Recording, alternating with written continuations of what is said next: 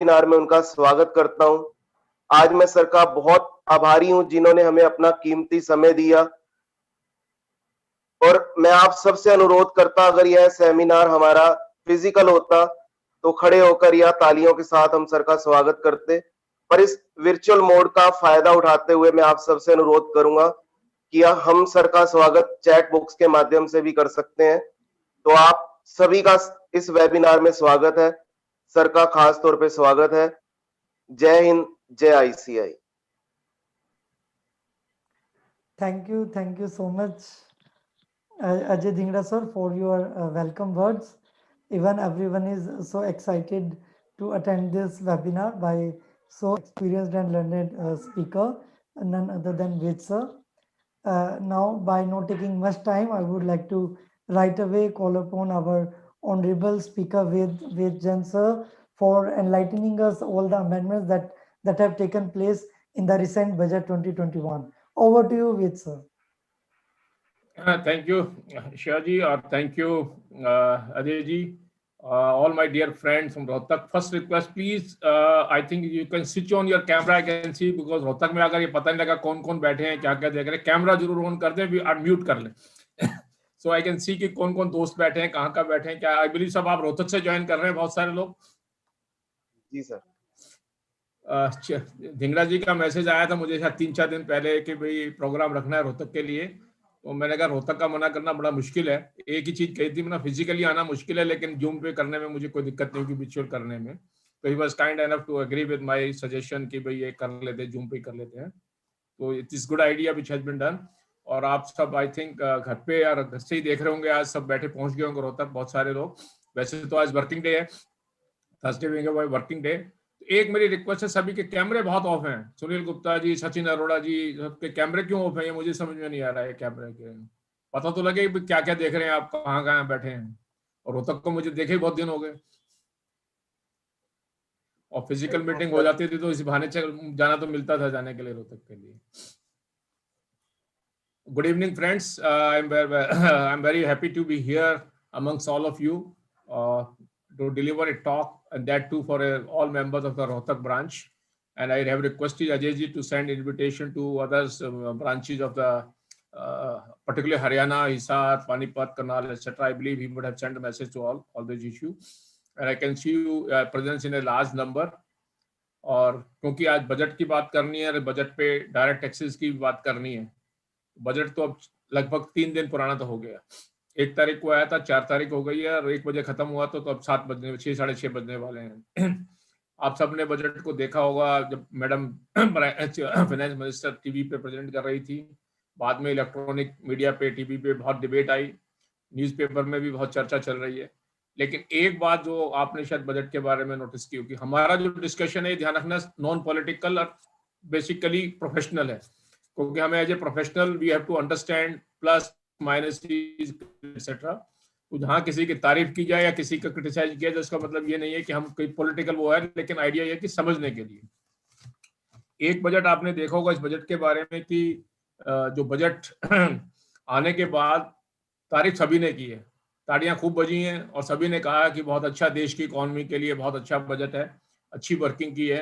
Capital market ने बड़ा Thums up दिया है, पहले दिन से बहुत था, अगले दिन भी बहुत था, आज भी शायद लगा कि बहुत तेजी है मार्केट की इसके हिसाब से. तो इंडस्ट्री खुश है. कभी कभी जब इंडस्ट्री ज्यादा खुश होती है, इकोनॉमी आती है, तो लोगों को लगता है कि बाकी लोगों का शायद ध्यान नहीं रखा गया, इंडस्ट्री का रखा गया है. लेकिन एज ए प्रोफेशनल और एज ए अकाउंटेंट और एज इकोनॉमी को जो हम समझते हैं, हमें ये मान के चलना चाहिए कि अगर इंडस्ट्री में प्रोडक्शन बढ़ेगी, इंडस्ट्री की वर्किंग सुधरेगी, तो लोगों को रोजगार ज्यादा मिलेंगे. जो लोग उसमें काम कर रहे हैं उनके साधन बढ़ेंगे, उनको मिलेगा.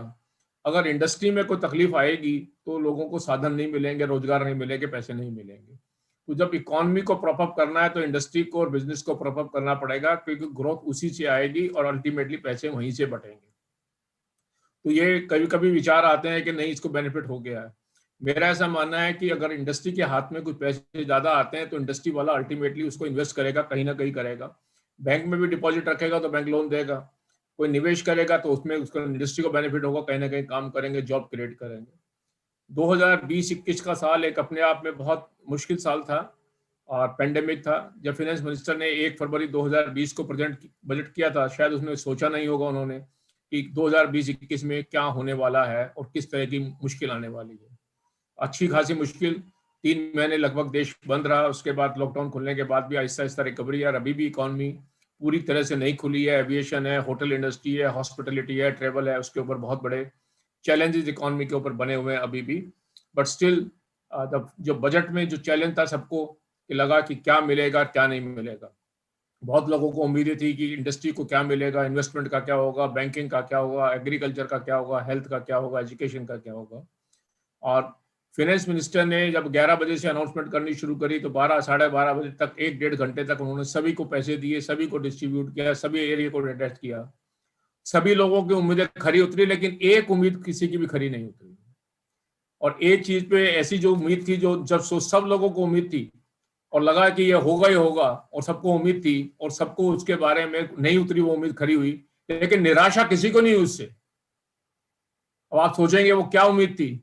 सबको उम्मीद थी कोई नया टैक्स आएगा, सबको उम्मीद थी कोई कोविड टैक्स लगेगा, कभी को लगा कि शायद हो सकता है कि कोई सेस लग जाएगा, कोई नया एजुकेशन सेस आएगा, बढ़ा के कोविड टैक्स आएगा, कोविड सेस आएगा, सरचार्ज आएगा, लगा स्टेट ड्यूटी लगाएंगे, उसने कहा वेल टैक्स दोबारा से आने वाला है।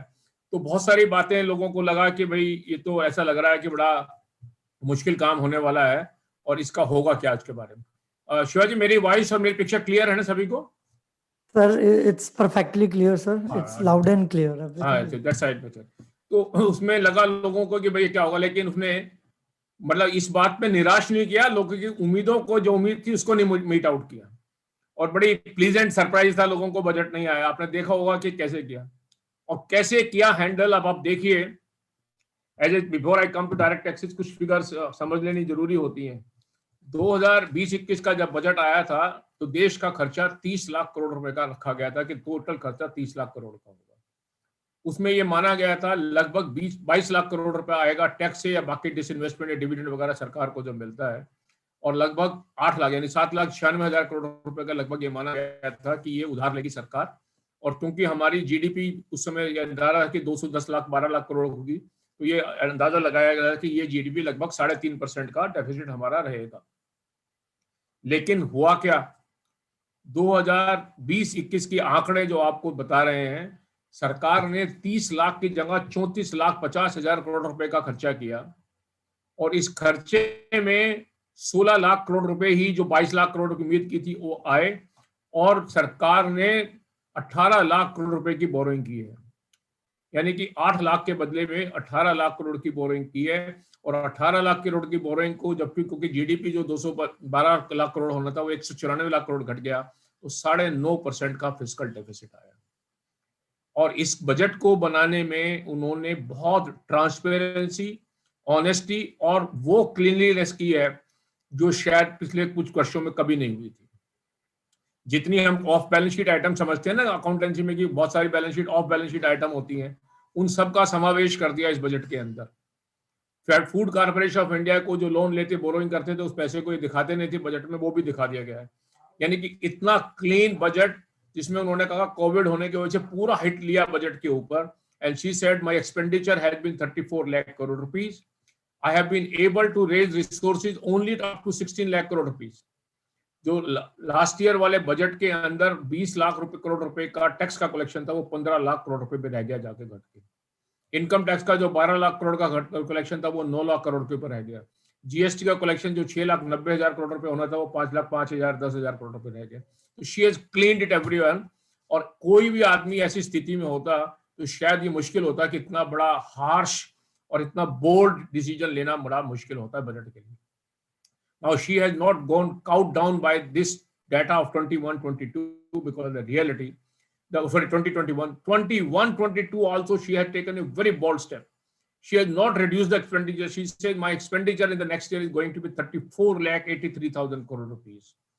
And this expenditure will be met by raising resources, which at presently income tax is 16 to 18 lakh. So she says again, I will be borrowing more than 14 lakh crore rupees in next year also. And that's why my deficit will be 6.7%, 8%, because my GDP will go up, which will grow by 14%. from 194 lakh crore to लगभग 221 lakh crore. On 221 lakh crore rupees, if I compute that 6.8%, so this gives you a figure of more than 1640 lakh. So that is where the Indian budget stands, and this is the number. Despite calling and despite saying no tax, no new tax, etc., she has made sure that there is nothing and no change in tax rate, etc. Absolutely no change. और उसका result और फायदा क्या होगा? We as a chartered accountant filing return पूछ रहे हैं, पिछले साल का रेडी रेकनर पूरा इसी साल काम आएगा, कोई नया रेडी रेकनर खरीदने की जरूरत नहीं, क्योंकि रेडी रेकनर में जो टैक्स रेट पिछले साल के हैं और इस साल के टैक्स रेट में कोई भी बदलाव नहीं है, ना ड्यूटी में, ना सरचार्ज में, ना सरकार में, इनकम में। और एक और मजे की बात की, इसने किसी भी एग्जेम्पशन और डिडक्शन को नहीं छेड़ा। कभी कभी होता ना, कभी 80D मेडिक्लेम को छेड़ देते, जैसे लोग कह रहे थे 25 से करते, तो फिर आपका फिर रेडी रेकनर हिल जाता, फिर आपका सॉफ्टवेयर हिल जाता, वो भी नहीं छेड़ा। तो जो 2020-21 की पिछले साल फाइनेंशियल 21-22 की रिटर्न भरने का रेडी रेकनर सॉफ्टवेयर है, वो 22-23 में पूरा वही काम आएगा। अगर आपको कुछ करने की, कोई करने की वो जरूरत नहीं है। Having made so much no change agenda, now the problem was what would have happened to Dhingra ji for a seminar or program like this had she not made any change in the income tax. मैं कभी कभी बड़े मजाक में करता हूं कि अगर फाइनेंस मिनिस्टर ने जैसे उस दिन पार्लियामेंट में खड़े होकर कहा कि भाई नहीं मैं चेंज नहीं कर रही, टैक्स रेट नहीं हूं, और अगला सेंटेंस ये कह देती कि इस साल मैंने, हर साल हम बहुत सारी अमेंडमेंट करते हैं इनकम टैक्स में, इस साल ना तो टैक्स रेट में, सरचार्ज में और इनकम टैक्स में कोई अमेंडमेंट नहीं होगी, तो मेरे जैसे लोगों का क्या होता है? धिंगरा जी कहते हैं जैन साहब आओ बोलो बजट पे, तो क्या बोलता मैं, मुश्किल हो जाता बोलना। लेकिन फाइनेंस मिनिस्टर तो ऐसा करेगी नहीं, काम तो सबको दे लगाना है, सबका कुछ ना कुछ दे के जाना बजट में। तो मेरे जैसे स्पीकर को भी 1 घंटा बोलने का टाइम तो कोई ना कोई एजेंडा तो देना ही पड़ेगा। और देने के लिए उसने क्या कहा, बोला लो ये फाइनेंस बिल है आपके लिए, इसमें 79 क्लॉजेज ऐसी हैं जिसमें इनकम टैक्स एक्ट को मैंने अमेंड कर दिया है, और आप जितना पढ़ लो, जितना पढ़ना चाहो, जितना घंटा बोलना चाहो बोल लेना इसको। And there we are, I am here today to talk about these 79 clauses on the finance bill, which are going to be important and for we chartered accountant or professional to understand. That's a very, very important aspect which you need to understand, etc. Otherwise, what would have happened if she had not made any changes? मुझे कभी-कभी बहुत डर लगता है जब मैं booking यहाँ भरता हूँ, आ जाऊंगा मैं लेक्चर दूंगा, नहीं टाइम नहीं है, आज नहीं है, इतना नहीं, मैं उसकी बुकिंग दी है, सब दिखाना। ये भी है ना कि नहीं टाइम नहीं है, बिल्कुल नहीं, पढ़ना पड़ता है, सोचना पड़ता है, गला भी बैठा। अभी भी आपके यहाँ मैं 5 मिनट लेट था, अभी वहां लेक्चर CIRC में लेक्चर दे रहा था, सारे वो सेंट्रल इंडिया के लेक्चर दे रहा था। तो मुझे कभी कभी डर लगता है कि फाइनेंस मिनिस्टर ने ये कह दिया तो क्या होगा। तो मैंने भी एक सेंटेंस सोच के रखा हुआ है, गलती से किसी साल फाइनेंस मिनिस्टर ने ये कह दिया कि भाई अब की बार बजट में कोई इनकम टैक्स की अमेंडमेंट नहीं है, आएंगे जरूर, और आके यहाँ से 2-4 बार जैसे क्रिकेटर के वो कमेंटेटर करते हैं ना कि क्या होगा, अच्छी बॉलिंग होगी, बैटिंग होगी, तो कहते हैं कि बारिश होने के कारण मैच नहीं हो सकता, आपको स्टूडियो वापस लिए चलते हैं। तो वही हाल होता है, लेकिन ऐसा हो नहीं सकता, काम तो देना ही पड़ेगा। तो अब 79 क्लासेस में क्या क्या किया, इंडिविजुअल को बिल्कुल नहीं छेड़ा, तो बोले चलते चलाते कुछ ना कुछ रास्ता ढूंढना चाहिए कि कहाँ किसी को तंग किया जा सकता है या बोलने का रास्ता दिया जा सकता है। तो एक हमने सब पढ़ा है कि प्रोविडेंट फंड में जो पैसे जमा कराए जाते हैं, तो लोग समझते हैं पैसे सुरक्षित हैं, कभी काम आएंगे, और ब्लाइंडली लोग कटवा देते हैं पैसे वहां पे। लेकिन कुछ हाई सैलरी टैक्स पेयर होते हैं, वो श्रूड होते हैं, वो सोचते हैं पैसे तो जमा होंगे, इसका ब्याज भी छूट जाएगा। अगर मुझे तनख्वाह 10 लाख रुपए महीने की मिलती है, जो मिलती नहीं है मुझे, जो तनख्वाह 10 लाख रुपए महीने की अगर मुझे मिलती है, और मैं कह दूं यार पैसे तो खर्चा तो 50,000 लाख रुपए महीने का ही होना है, बाकी पैसे FD में कराऊं या कहीं कराऊं, बोले एक काम करते हैं, अपने PF में कटवा देते हैं, और PF के ऊपर जो ब्याज आएगा 7-8% का, उस पर टैक्स नहीं लगेगा, क्योंकि वहां तो छूट है। अगर आपका स्टेचुटरी प्रोविडेंट फंड है, दूसरा प्रोविडेंट फंड है, रिकॉग्नाइज प्रोविडेंट फंड है, 12.33 तो अभी वैसे स्टेचुटरी दे सकते हैं। अगर आप और को कंट्रीब्यूट नहीं करते, रिकॉग्नाइज प्रोविडेंट फंड में करते हैं, तो वहां भी परसेंटेज है। अब मैं अगर 12% ही दूं 10 लाख की सैलरी में, तो 1,20,000 रुपए महीना देके साल में 15 लाख रुपए बजट उसके अंदर पहुंच जाएंगे, और 15 लाख के ऊपर अगर 8% का इंटरेस्ट मिलता है, तो 1,20,000 रुपए महीने की साल की इनकम टैक्स फ्री होगी। अब सरकार को लगा सब इन लोगों को पकड़ लेना चाहिए। जब साधारण नागरिक टैक्स पेयर को कम मिलती है छूट, तो उन्होंने कहा भाई अब आगे से 2.5 लाख रुपए से ज्यादा कंट्रीब्यूट करेंगे तो हम 2.5 लाख रुपए का जो ब्याज है उसके ऊपर तो छूट दे देंगे, 2.5 लाख से ज्यादा का जो ब्याज बनेगा, 2.5 लाख से रुपए के ऊपर जो ज्यादा का ब्याज बनेगा उसकी डिडक्शन नहीं मिलेगी, उसके आपको टैक्स लगाना पड़ेगा। Now, how it will operate? Now you will ask this question. Whatever you have contributed till 31st March 2021, usko nahi chheda jayega. So that will be, that interest on that will continue to be exempt. What you contribute after 1st April 2021 in excess of 2,50,000 rupees, only that will be considered. But you contribute up to 250, that will not be there. And how it will be handled? As I believe, each Provident Fund subscriber probably will now have two accounts in case he is paying more than 250,000, 2,50,000. So whatever is your balance as on 31st March 21, and whatever you contribute up to 2,50,000, that will be in account A. And wherever you contribute more than 250, your B account will be open, another account number will be open. I will not use number 1, number 2, because that in income tax B, number 2 is considered to be black money account. So account B. And in account B, interest will be credited as per PF rules, but that interest will be considered as chargeable to tax, and probably rule may be amended that PF trust will be required, or PF authority to deduct TDS at the rate of 194A on that amount, and so that it can comes in your 26 years and you will be liable to pay tax on regular tax on that basis. That is the phenomena, I believe, and the methodology will be prescribed. So this will be applicable on all central government, state government employee, private sector, public sector, everything. Any person who is subscribing to PF, whether it is 1925 Act or whether under a recognized provident fund, that's the issue. So this will PPF, otherwise there is a restriction, so nobody can contribute to that extent. So PPF will not be affected by that extent. You cannot contribute more than 150. Now the second change is on the same line is ULIP. 80C exemption is also available for subscribing to policy of unit-linked insurance plan. So this is also considered as a social security measure. But the government thinks that in this scheme also, it is not only the insurance, but it's investment. So what you contribute every year, a part goes for insurance and part goes for investment. And why that income of investment should be exempt? Considering that fact that the government has decided, it has proposed that when you will take a new policy, it is not what you have contributed, because when you have to take a policy, if you have taken a policy, any policy before 1st February 2021, you will continue to pay whatever the amount is required, and income on that will be exempt. But what policy you take after 1st April or 1st February 2020, the day when budget was presented, 2021, if the annual amount exceeding 2,50,000 rupees, the income arising thereon will not be exempt. That will be considered to be your investment toward capital assets. As and when you receive the amount on maturity, it will be considered to be transfer of that capital asset, and the difference will be treated as your income, long-term capital gain. Since it is arising from the investment in equity securities, the government has been kind enough to consider that this will be chargeable to tax at the rate of 10%.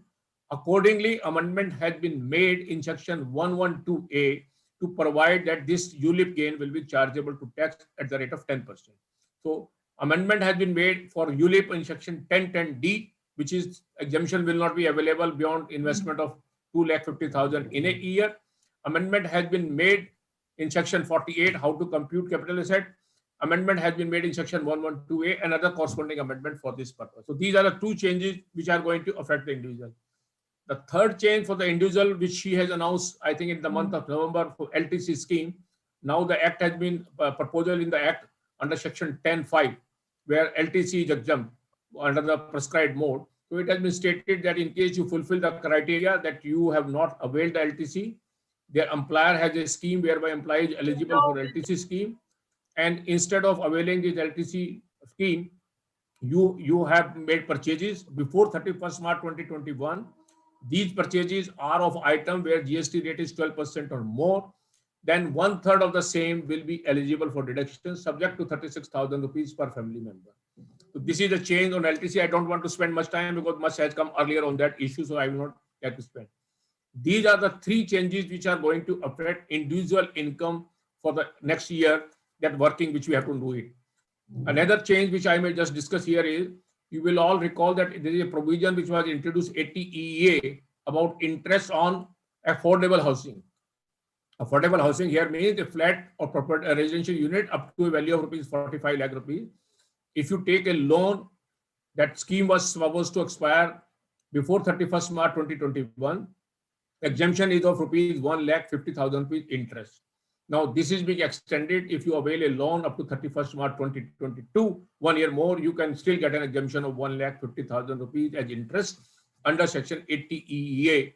Now, one must be clear on this issue that this interest exemption is different than the exemption of interest available under Section 23B in respect of chapter on income from house property.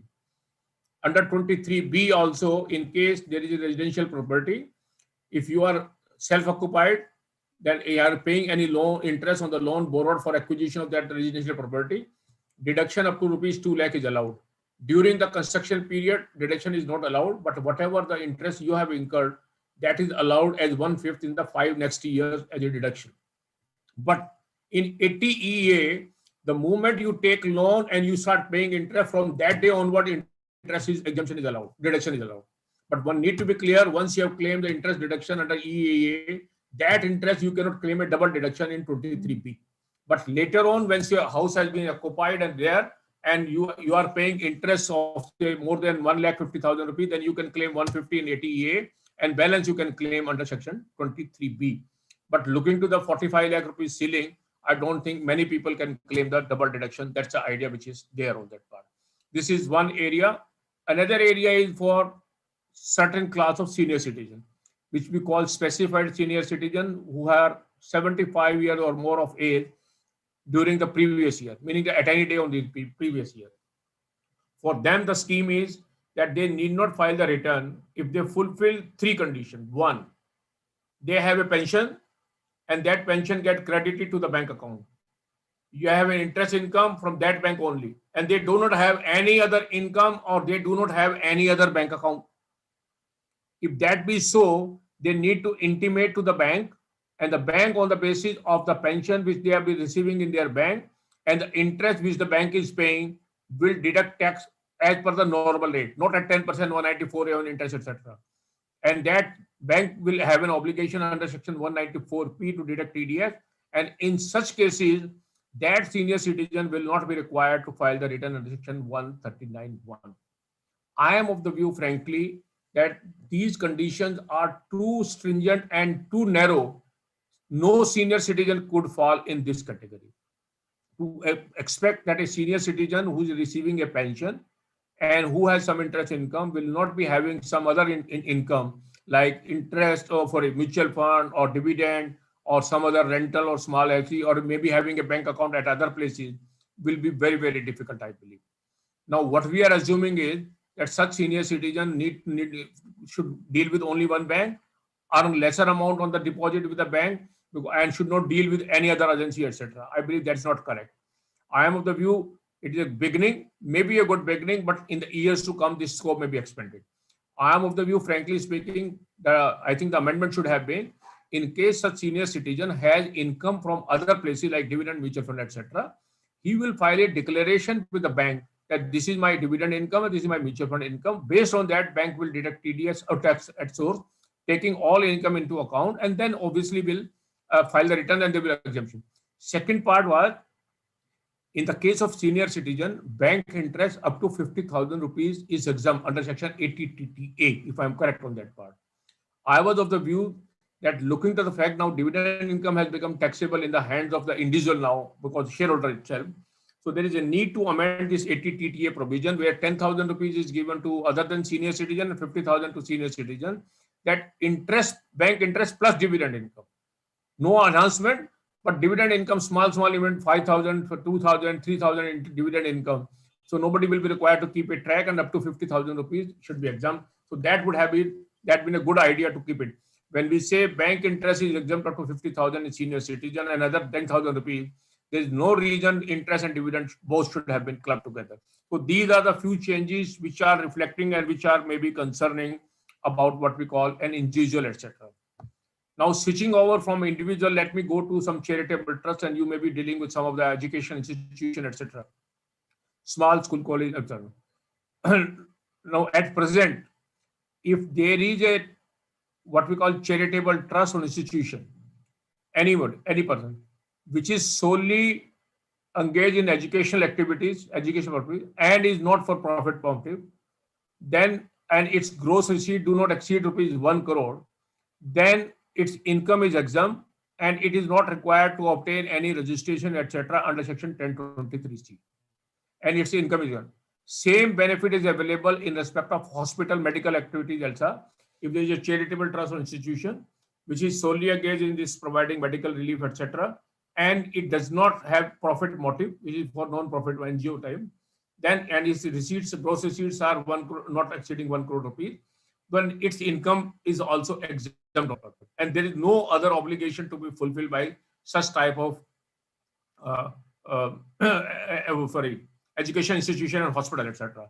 Now the finance bill proposes to increase this threshold of 1 crore to 5 crore.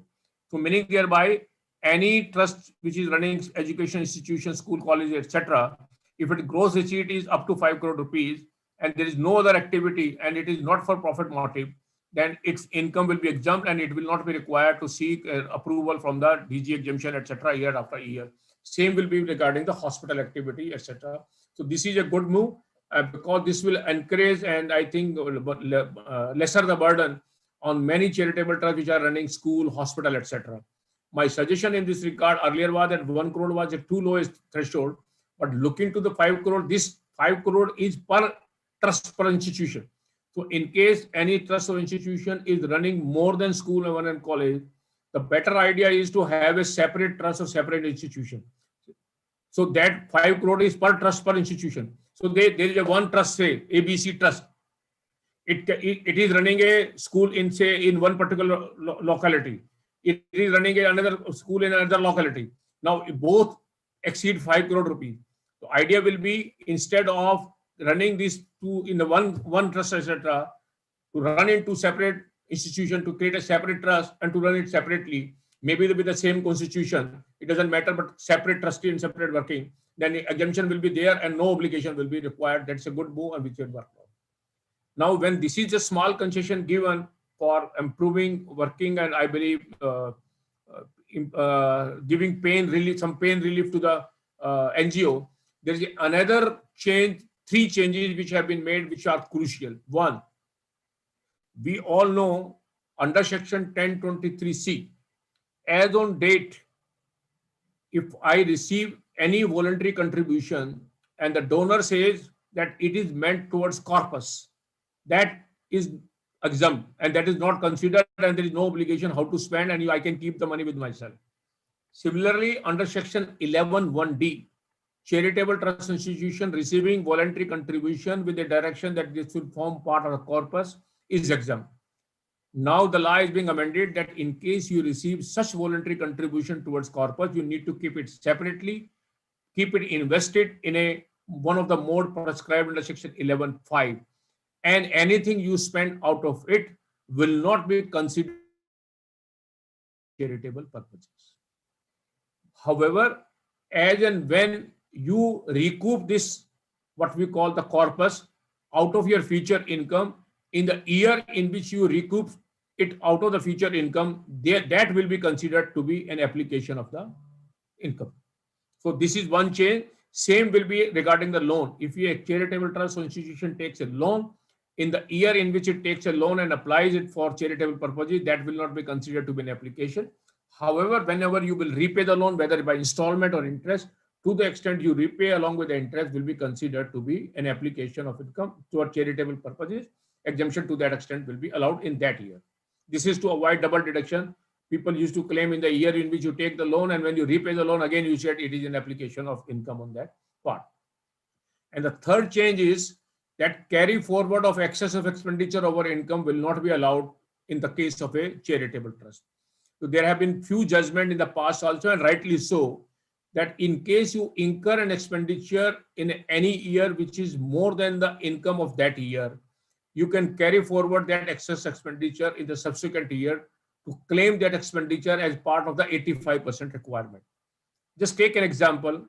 In a financial year 1920, I have a contribution which is 60 lakh rupees and my expenditure is 1 crore rupees. Then 40 lakh is the excess expenditure. Under the provision of 11(1)(a), 85% of 60 lakh would have to spend. So then 40 lakh could be carried forward in the next year. And if next year my income is say 1 crore rupees, expenditure is say 70 lakh rupees, then I can use this 40 lakh rupees to fulfill the criteria of 85 lakhs, so to be eligible of this. And there was judgment that yes, it should be allowed. But now this finance bill has proposed that this will not be allowed. In case you have incurred any expenditure excess of income in one particular year, that will not be allowed to be carried forward. I am frankly of the view that this is unjustified, and there are two reasons. One, logic is charitable trusts or institutions carry out their activities based on contribution they receive from the people, and they go in and around. And these activities run around the year, and there is a possibility that some of the activities may happen at the year end. Take now any charitable body, etc., where function is to be organized on 27 or 28th or 9th March. Many social activities, some eye camp has to be organized, some or operation to be carried out, or some activity camp to be organized for one particular purposes. And then you mop up resources and you call people, please donate, and we are having this camp, etc. People make commitment, yes, we will donate, etc. So now your activity has taken place on 27, 28 or 29th March. You have incurred an expenditure of, again, say 50 lakh rupees. There are people who say, we will contribute. But those people who have committed to contribute, possibility is that they may not have paid by 31st March. Their contribution may come on 1st April, 2nd April, 3rd April, 4th April, 5th April. There's a possibility this may come up. Now, when you will prepare your income and expenditure account, there's a possibility that expenditure may exceed the contribution or income of that year, because contribution has not been received in full. And in next year, there is no activity, only a contribution which has been received, you may run into difficulty. This is unjustified because NGO do not run on commercial line. It is not like accounting year 31st March, it is sacrosanct for carrying out the activities like we did. They do not have the wherewithal, they do not have the professional advice to do working it out. I believe there is a provision under section 11(2), whereby if you receive excess of income in 1 year and you are not able to spend, you are allowed to file an option that I will incur in the next year, and that benefit is given. I am of the view the same option should be given to the trust or institution, charitable trust. If I incur an expenditure, excess of expenditure in 1 year, let me file a declaration with the AO. All right, this is excess expenditure I am giving, and I will be setting it off in the next year income. You can put a restriction 1 year, 2 year, 3 years, but not to deny the benefit. Because then we are tinkering and we are trying to manage the micromanagement of the working of the trust. And I am still of the view, despite all whatever the mindset may be about the tax authorities, about the NGO, NGOs have to play and are playing a very big role in Indian social fabric.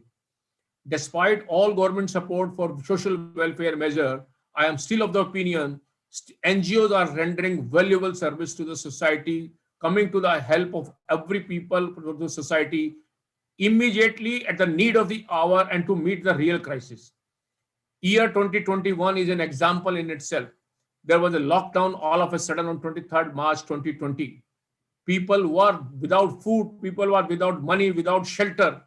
Who helped them? Who provided the food to them? Who took care of them? It was the NGOs working day and night, providing, making food here or there and doing all. Now, how can it happen? And now we distrust them.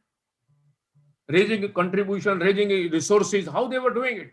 So we must deal these NGOs with a very soft hand. And frankly speaking, I have the view that don't tighten and don't make the law so complex for the charitable trust. You may be thinking that why Mr. Jain is where I am where is speaking too much time, because I am passionate about NGOs. I am still of the view if 5-10% NGOs are doing hanky-panky, particularly some charitable, I think education institution, etc., that doesn't mean that 95 or 98% others should suffer, because they are all suffering because of the micromanagement and the tax compliance is becoming too complex. This is, I think, we need to take care and address. I think that's the area which amendment are there.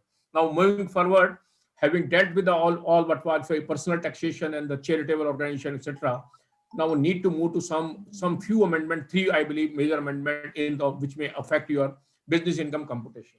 One is goodwill.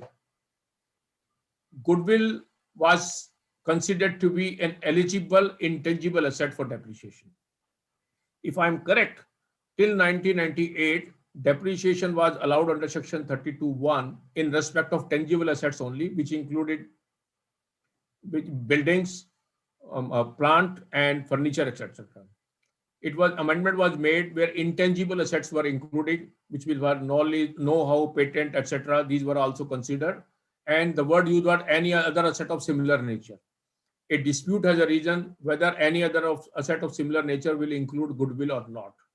Supreme Court, after a lot of litigation at various level at ITAT, etc., and High Court, etc., ultimately held, yes, goodwill will fall within the meaning of any other asset of similar nature, and it is an intangible asset, and it will be also eligible for depreciation. And the rate prescribed in rule was 25%, so goodwill became depreciable at the rate of 25%. Now, in the case of slump sale and demerger, etc., where the money paid for acquisition of a running undertaking or business, whether by way of demerger or whether by way of slump sale, is excess of the tangible asset you are buying in the book value or other value, was being considered as a goodwill, and the buyer was eligible to claim depreciation thereon at the rate of 25%. This has pinched the tax department why it should happen. So now this time they have made an amendment that goodwill will not be eligible for depreciation. However, goodwill shall continue to be a capital asset in case you have made payment for the same. With the result, now goodwill nature in the books of account will be as good as land. When we buy land, it continues to be a capital asset, but it is not eligible for depreciation. Similarly, now goodwill will be a capital asset, but will not be eligible for depreciation. Whenever you will sell it, you will consider it as a capital asset. Difference will be treated as your capital gain depending upon long term and short term on the, so it will not be a difference. For the transitional provision where people have claimed good depreciation in the earlier years, now they have said yes, whatever block of asset definition is being amended, so it will be frozen therein. Whenever you sell, section 50 will take care of this. The difference on the part that will take part. But that this provision is being introduced from backdate 1st April 20, and meaning thereby for assessment year 21-22, the running financial year for that will also, the goodwill will not also be eligible for depreciation. So that goodwill become capital asset and has to be dealt with corporate. So corresponding amendment has been made in section 2 where block of asset is there, then 32 where the goodwill has been set to be a depreciable asset, and then corresponding in 48, section 50 and 55, dealing with all the issues that goodwill will be considered a capital asset but not as a corporate. Another amendment on business will be contribution of ESI, PF, etc., which you implies contribution. Let me be very clear. There is no change so far. Employer contribution is there. Under the law, whatever you deduct from the employee, equal amount in PF or I think twice the amount in ESI has to be paid by the employer. So employer contribution is dealt in section 43B. So there is no change. So for employer contribution is there. However, for employees contribution, now the law is being amended to provide that employees contribution, if you make payment after the due date under the relevant law, the same will not be eligible for deduction and that amount will be lost forever. It will not be so that when you make the payment, you will be eligible. Under the law, when you make payment of salary to your employee, it is an eligible expenditure. But when you deduct anything from the employee out of the salary on account of whatever it is, ESI, PF, etc., that is considered to be income under section 224(10). Now, whenever you make payment of such amount which you have deducted, then under section 36(1)(5)(a), it is eligible for deduction with a condition should be paid before the due date.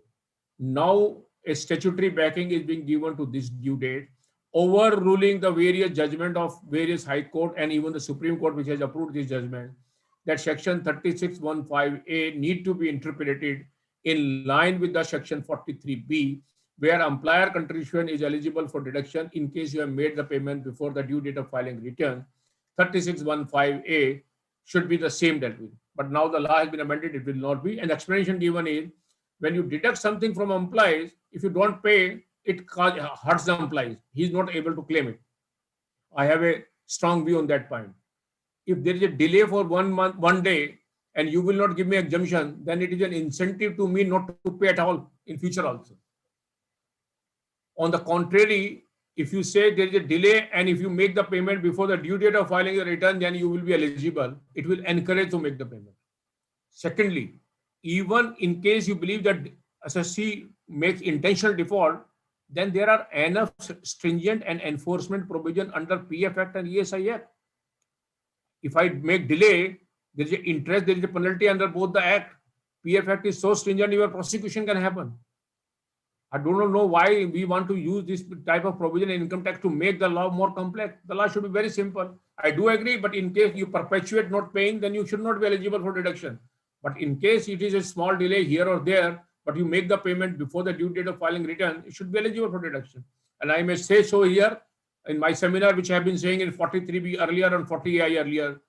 Day is not far off, maybe 1 year, 2 year, 3 years, this amendment will get reversed, where they will say before the due date of filing the return.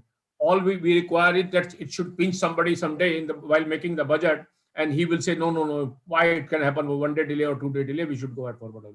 In this budget also, I can see 2 or 3 amendments which have been made, keeping in mind somebody has been hit and pinched it, and then he was a mover in the government. He said amendment should be made.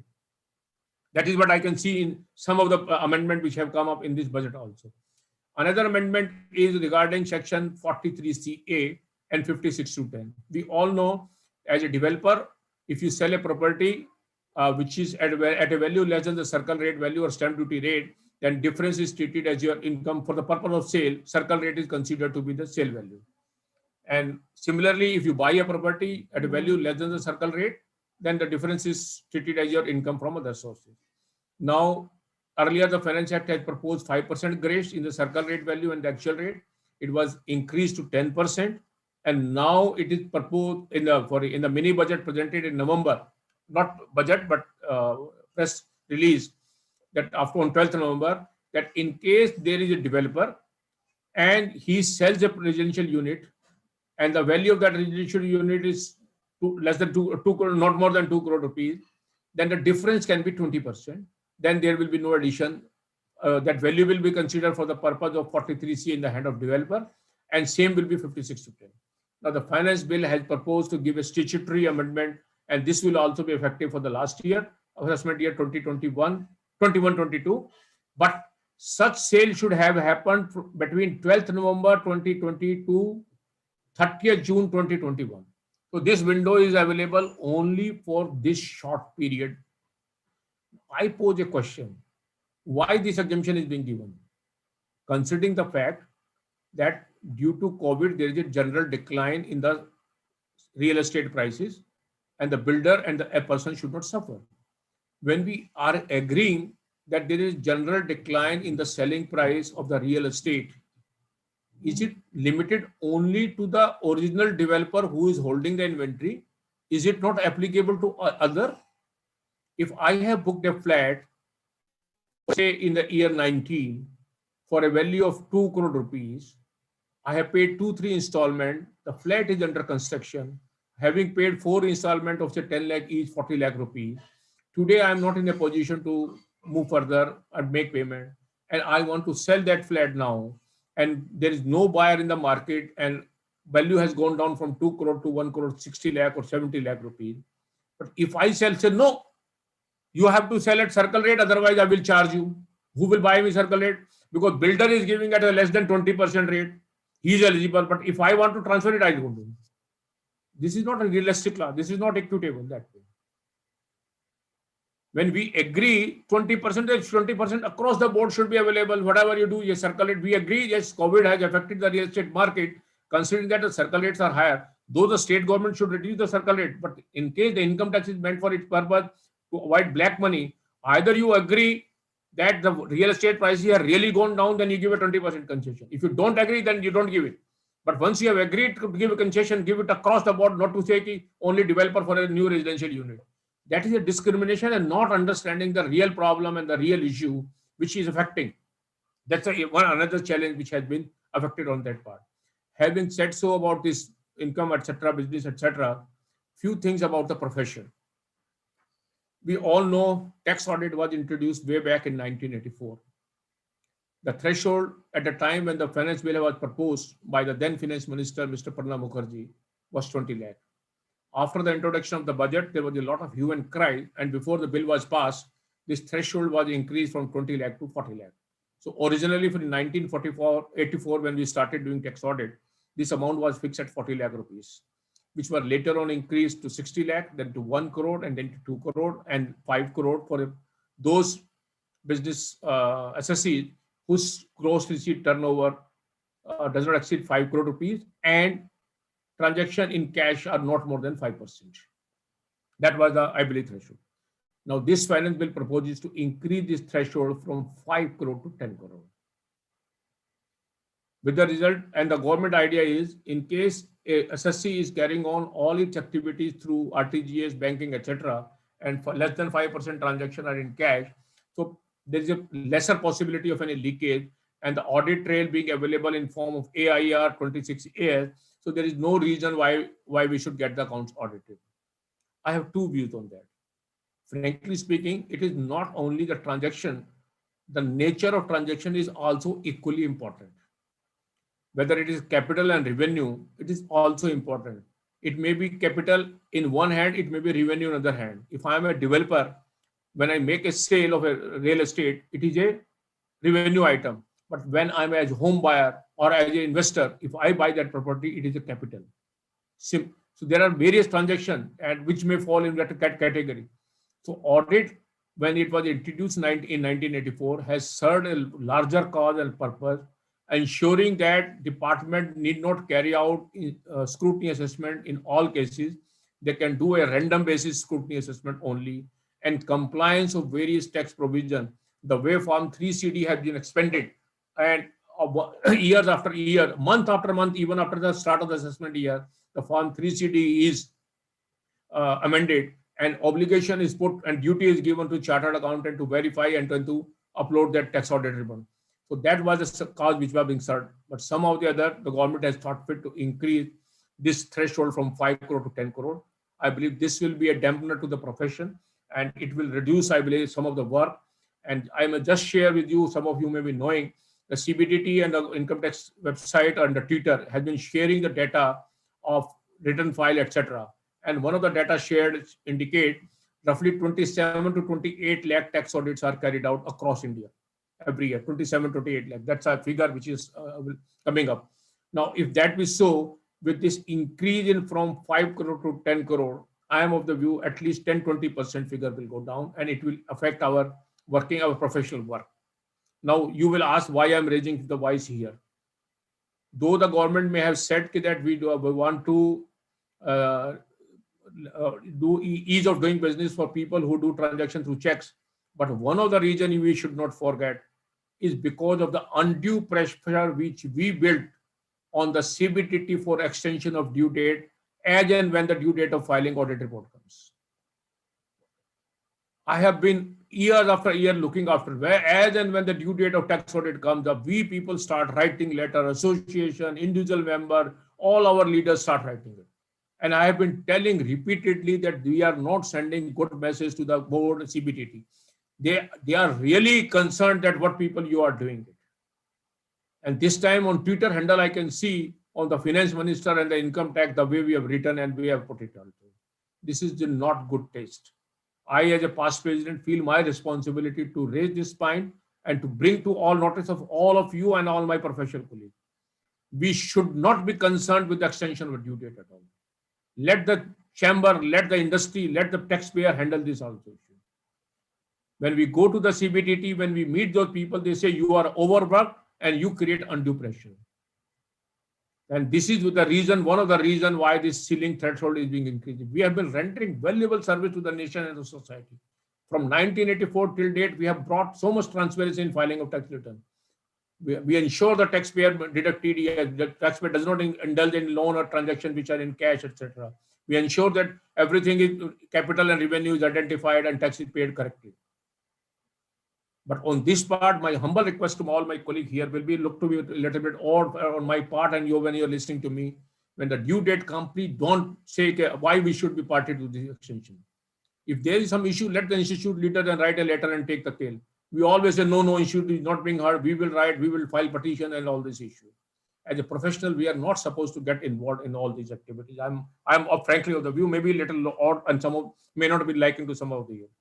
The next change is regarding the this presumptive taxation in respect of professional. The law is being amended that LLP will not be eligible to take benefit of this presumptive model of professional tax or for professional issue. So these are the changes regarding structuring on that part. Another important change will be partnership firm when a partner retires, dissolution retirement, we have section 45(4), whereby certain amendment was made, but Supreme Court judgment has said that no, on retirement, nothing happens and no tax can be levied. Now, existing section 45(4) and is being substituted, and a new section 4A is being inserted. Looking to the time constraint, I will just simply clarify what you need to understand. In case a partner retires, if he takes away the capital standing to his credit, whatever is standing to credit, because the share of profit is exempt, then there is no issue. If he takes anything over and above that, the difference will be deemed to be a capital gain in the hands of the partnership firm. The assumption will be when you are paying something more to the partner. If I have a capital account where my balance is 1,20,000 rupees, but at the time of retirement, instead of 1,20,000, I am being paid 2,30,000 or 40,000 rupees. The assumption is that excess amount is being paid because of the capital gain or because of the appreciation of the value which the firm is holding as any asset. And consequently, the firm will be required to pay tax on that part as a capital gain. The law presently is not clear whether it will be a long-term or short-term gain. I could not make it out, but assuming that it will be a partner has been for more than 3 years, so it will be assuming as a capital gain of long-term, etc. there. So this will be the assumption, and tax will be payable by the firm because the firm has sold out that right. Second is, sometime partner, instead of giving the money, in addition to money or instead of money, some asset is also given. You're retiring, there is some property, you say, instead of your capital balance of 5 lakh rupees, we have a property, we'll give you this property and we will pay you 50,000 rupees or 1 lakh rupees, or we will give just the property. In that case, fair market value of that asset as on the date when this property is being transferred to the partner, as a on the date of retirement, on the retirement, that will be considered to be a selling price. And whatever is the book value in the books recorded, the difference will be treated as a capital gain in the hands of the partnership firm, and the firm will be liable to pay tax on that. These are the two changes which we need to understand and work it out on that basis. Then there is a small change in section 115J, minimum alternate tax. As we know, under 115JB, income which is exempt under chapter 3, like agriculture income, share of profit, partnership firm, etc., is not included in the book profit, that is reduced. Dividend used to be exempt earlier under chapter 3 in section 1034, if I'm correct on that part. Now from 1st April 20, dividend has become chargeable to tax in the hands of individual and it is not exempt under section 1034. With the result, now it cannot be it cannot be reduced in the hands of while computing book profit under section 115JB. Now, this was hitting the foreign company because foreign companies are required to pay tax on dividend income at the TT rate or the 20% rate. And TT rate on dividend in many of the country is far less than 20%. It is 5% of Hong Kong, it's 10% for London, UK, 15% for Singapore, UAE it is 10%. So in order to address this grievance of the foreign company, in the case of a foreign company, while computing book profit, dividend will also be reduced from the book profit and tax will be payable on the net of dividend income. Similarly, correspondingly, expenditure incurred to earn dividend income will also be excluded. So both things will be excluded on that part. So that's one change. Another small change on 115JB is regarding the secondary adjustment in TP, which a assessee is required after the TP order has been passed. So if he makes a secondary adjustment in subsequent year, having paid the tax in the earlier year, so that secondary adjustment tax will not be required to be it will not be included in the book profit on that part. Now these are the changes so far the substantive provision of tax are concerned. Now coming to some procedural part of the Khuda Sahab, how much time we have?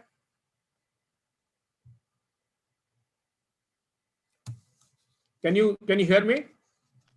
Yes, sir. 1 hour, sir. 1 hour, sir. It's So I believe I am looking at that 57 chats already is there. I believe some queries will be there. Sir, I will actually, just try to finish, and in next 15 to 20 minutes, I will just try to cover up other provision, and then we can open up the house for the discussion, I believe. which my that request are all the attendance part actually. Attendance part, sir. Which attendance part? Yes, sir. It is all the attendance part. There is no query as such. 2 or 3 queries are there. I can see. So chat is attendance only. No, it is not only the attendance, it has all the parts. Means 1 or 2 queries are there, but you can No, but continue. Sir, I will encourage everyone you please put your question or in the chat, etc. So at the end we can make a lively discussion, and that discussion need not be limited only to income tax amendment. We can have discussion about Rohtak and other issues also. Okay. So So, let sir, me now complete with my deliberation. Yes, sir. Yes, sir. We can have panel discussion afterwards, sir. All right, all right. Thank you, sir. Thank you. Now coming to some part on regarding that filing, due date of filing return, etc. We all know under section 139(1), the due date of filing returns are 3, if I am correct. 1, 31st July, ordinary, 31st October, tax audit, 30th November, TP audit, transfer pricing audit, etc. Tagged with each one of them is the partners.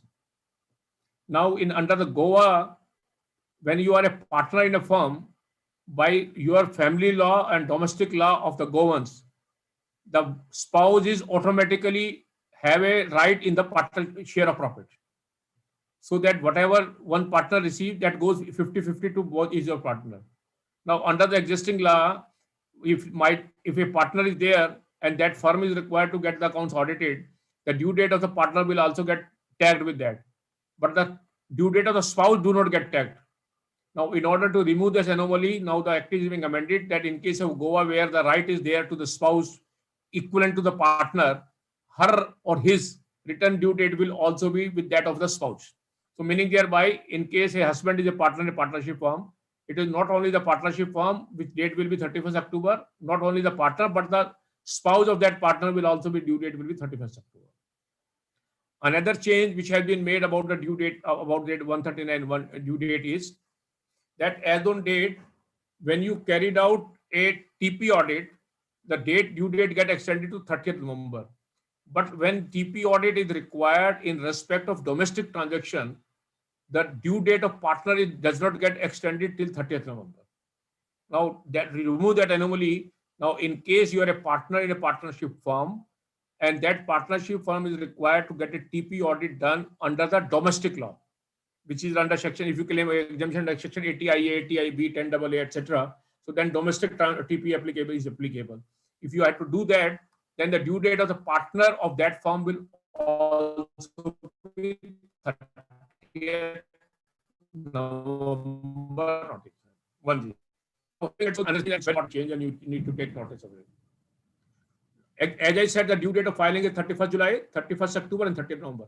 And if you miss out those dates, what is the last date of filing the return? 31st March. Because that is the end of the assessment year. Earlier, it used to be 2 years, then reduced to 1 year. Now it is the end of the assessment year. This is being amended.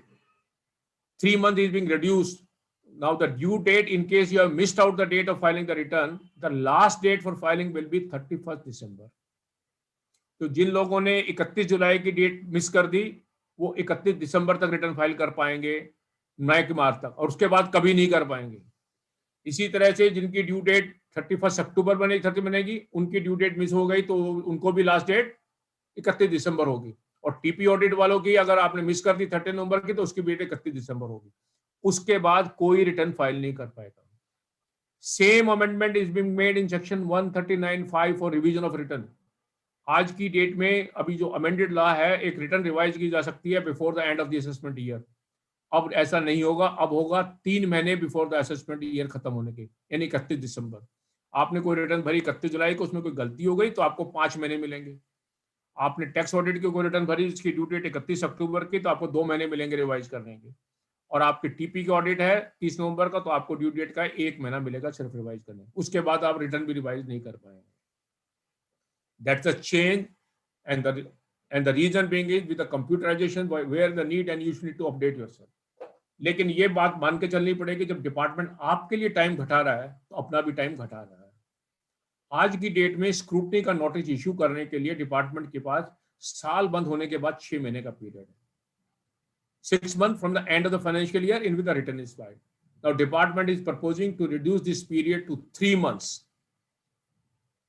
Now जो return हमने अब भर रही है 10 दिसंबर को भरी थी ordinary की, और जो टैक्स ऑडिट की और बाकी की जो रिटर्न की डेट 15 फरवरी 2021 है जो आजकल चल रही है, इन सब की स्क्रूटनी का नोटिस की लास्ट डेट होगी 30 जून 2021, यानी कि 30 जून 2021 के बाद इनका किसी का भी 143(2) नोटिस सर्व नहीं किया था, बिकॉज 143(2) में सर्विस की कंडीशन है। तो डिपार्टमेंट भी अपना आपको गियर अप कर रहा है इसको करने के लिए। तो जो 2019-20 की जो रिटर्न भरी हुई है उसकी तो स्क्रूटनी का नोटिस इशू करने की डेट 31 मार्च 2020 है, बिकॉज ऑफ कोविड की वजह से एक्सटेंशन लगी हुई है। और जो 20-21 की अभी आप रिटर्न भरी है इसका डेट हो जाएगी 30 जून 21। और असेसमेंट कंप्लीट करने का पीरियड भी सरकार 9 महीने घट कर रही है 12 महीने की जगह।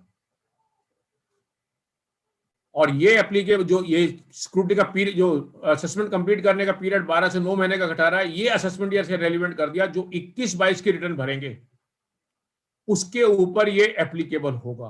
यानी कि मीनिंग देयर बाय जो 21-22 की रिटर्न आपकी जुलाई 21 में जाएगी या अक्टूबर में जाएगी या नवंबर में जाएगी, उसकी जो स्क्रूटनी का नोटिस है वो 30 जून 2022 तक आ सकता है और 31 दिसंबर 2022 तक की उसकी असेसमेंट कंप्लीट हो जाएगी। ये डिपार्टमेंट का कहना है। अब आप अंदाजा लगा लीजिए अगर ऐसा होता है तो जो वर्ष 20-21 फाइनेंशियल ईयर 20-21 आपने जो ट्रांजैक्शन 20-21 में की उसकी ट्रांजैक्शन की आपने रिटर्न भर दी जुलाई में, अगस्त में, और 31 दिसंबर 2022 तक आपका चैप्टर पूरा, यानी कि 21 महीने खत्म होने के साल के बाद आपकी बुक्स ऑफ अकाउंट वगैरह स्क्रूटनी हो कंप्लीट हो गई। ये करने के बाद सरकार ने एक और कदम उठाया कि भाई ये तो मैंने कंप्लीट कर दिया, लेकिन लोगों को चिंता लगी रहती है कि मेरा केस असेसमेंट तो 6 साल की रीओपन कर देते हैं 148 में कभी भी। तो सरकार ने कहा ये भी नहीं करेंगे, हम आपकी रीअसेसमेंट और रीओपनिंग भी 3 साल के बाद नहीं करेंगे। तो 21-22 का अगर स्क्रूटनी का कोई केस होता है, अगर कोई आपने रिटर्न भरी है तो उसका नोटिस रीओपनिंग का 31 मार्च 25 के बाद नहीं आ सकते। This amendment is also proposed to reduce the period for reopening of the assessment from 6 years to 3 years. इसका इम्प्लीकेशन समझिए, क्योंकि ये जो प्रोविजन है 1/4/2021 से लागू होगा और ये असेसमेंट ईयर से रिलेटेड नहीं है। यानी कि 1/4/2021 को 3 साल से ज्यादा का नोटिस नहीं हो सकता, और 1/4/2021 को 3 साल का आएगा तो 31/3/18 यानी कि 17-18 तक की असेसमेंट तो निकल जाएगी, 18-19 का पीरियड आ जाएगा, क्योंकि 17-18 में 31 मार्च 21 को 3 साल पूरे हो जाते हैं। तो ये जो आपके 17-18 तक असेसमेंट ईयर तक के जो नोटिस हैं 148 के, अगर वो डिपार्टमेंट इशू कर पाएगा तो 31 मार्च 2021 से पहले कर पाएगा, उसके बाद ये नोटिस इशू नहीं हो पाएंगे। This is the major change. लेकिन साथ के साथ जब सर वो देना कुछ चाहता है तो ले भी सकता है। जहां पे एलिगेशन होगा 50 लाख से ज्यादा की इनकम एस्केप करने का, which is represented in the form of an asset, then assessing officer shall have a right to reopen the assessment up to 10 years. तो 6 की जगह 3 भी हो सकता है और 6 की जगह 10 भी हो सकता है, और इसके लिए रीअसेसमेंट का प्रोसेस पूरा चेंज कर दिया गया है। पहले तो असेसिंग ऑफिसर एक रीजन रिकॉर्ड ढूंढता था, वो रिकॉर्ड करता था, उसकी अप्रूवल लेता था, उसके बाद उसकी 148 देता था, आप उसके रिटर्न भरते थे, रिटर्न भर के आप रीजन मांगते थे, रीजन पे ऑब्जेक्शन पे वो डिस्पोजल आप ऑब्जेक्शन फाइल करते थे, फिर वो ऑर्डर पास करता था, उसके बाद असेसमेंट होती थी। अब प्रोसेस डिफरेंट होगा।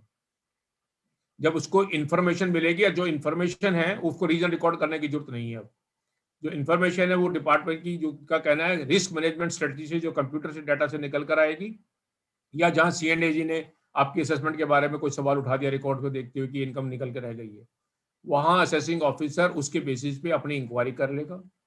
आपको भी नोटिस दे के पूछ सकता है कि भाई आपने ये मेरे पास इंफॉर्मेशन है, आपको क्या करना है, क्या जवाब है आपने।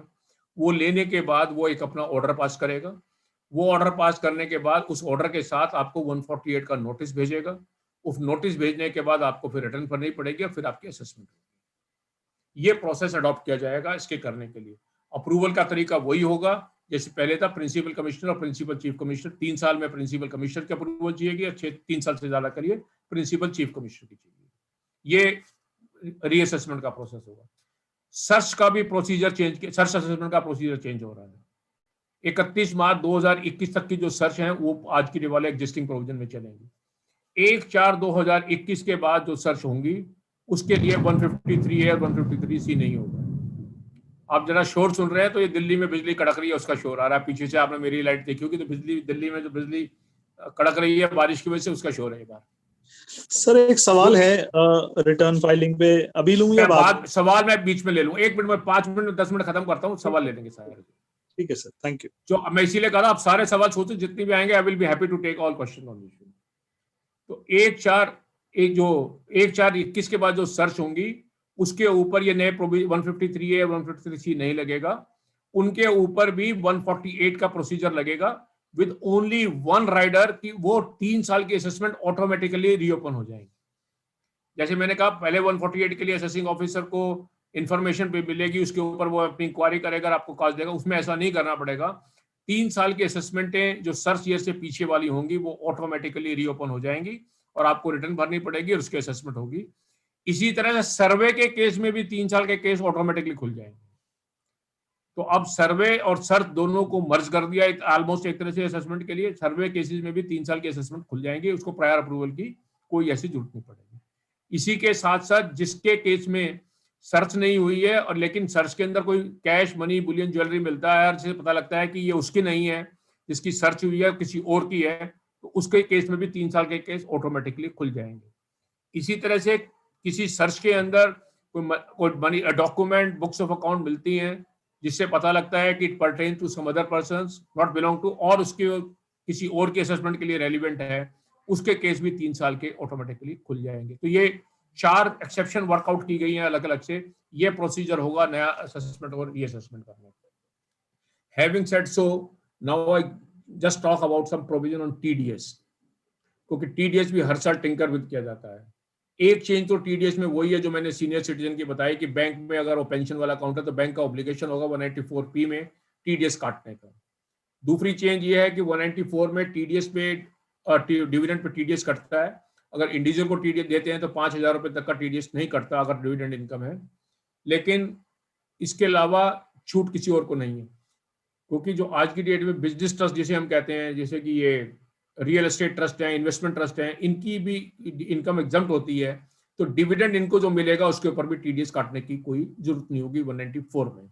194P बैंक के लिए होगा जो सीनियर सिटीजन के लिए। एक नया प्रोविजन आ रहा है 194Q। I hope you all are aware that last year one TCS new provision was inserted, which was 206C1H, whereby there is an obligation that every seller whose turnover in the previous year was 10 crore or more, and if he receives payment of 50 lakh rupees, actually receive payment exceeding 50 lakh rupees from its buyer, then he need to collect not only his sales price GST but 0.1% TCS. I hope you're clear. If an obligation under TCS was on seller to collect TCS of 0.1% or money received, payment received of exceeding 50 lakh rupees. Now a reverse provision is being introduced in 194Q, saying that in case you are purchasing goods and your turnover or gross receipt in the preceding year was 10 crore or more, and you are purchasing good of 50 lakh rupees or more, exceeding 50 lakh rupees from a person, then you need to deduct TDS while making pay at the time of credit or payment, whichever is earlier. तो जितनी भी आप purchase करेंगे उसके ऊपर अब आपको TDS भी काटना पड़ेगा. Since this obligation to deduct TDS when the moment it applies, automatically 206C1H will not be applicable, because 206CH clearly says in case tax is deductible under any other provision, then this provision will not apply. तो अगर आप उसको माल बेच रहे हैं,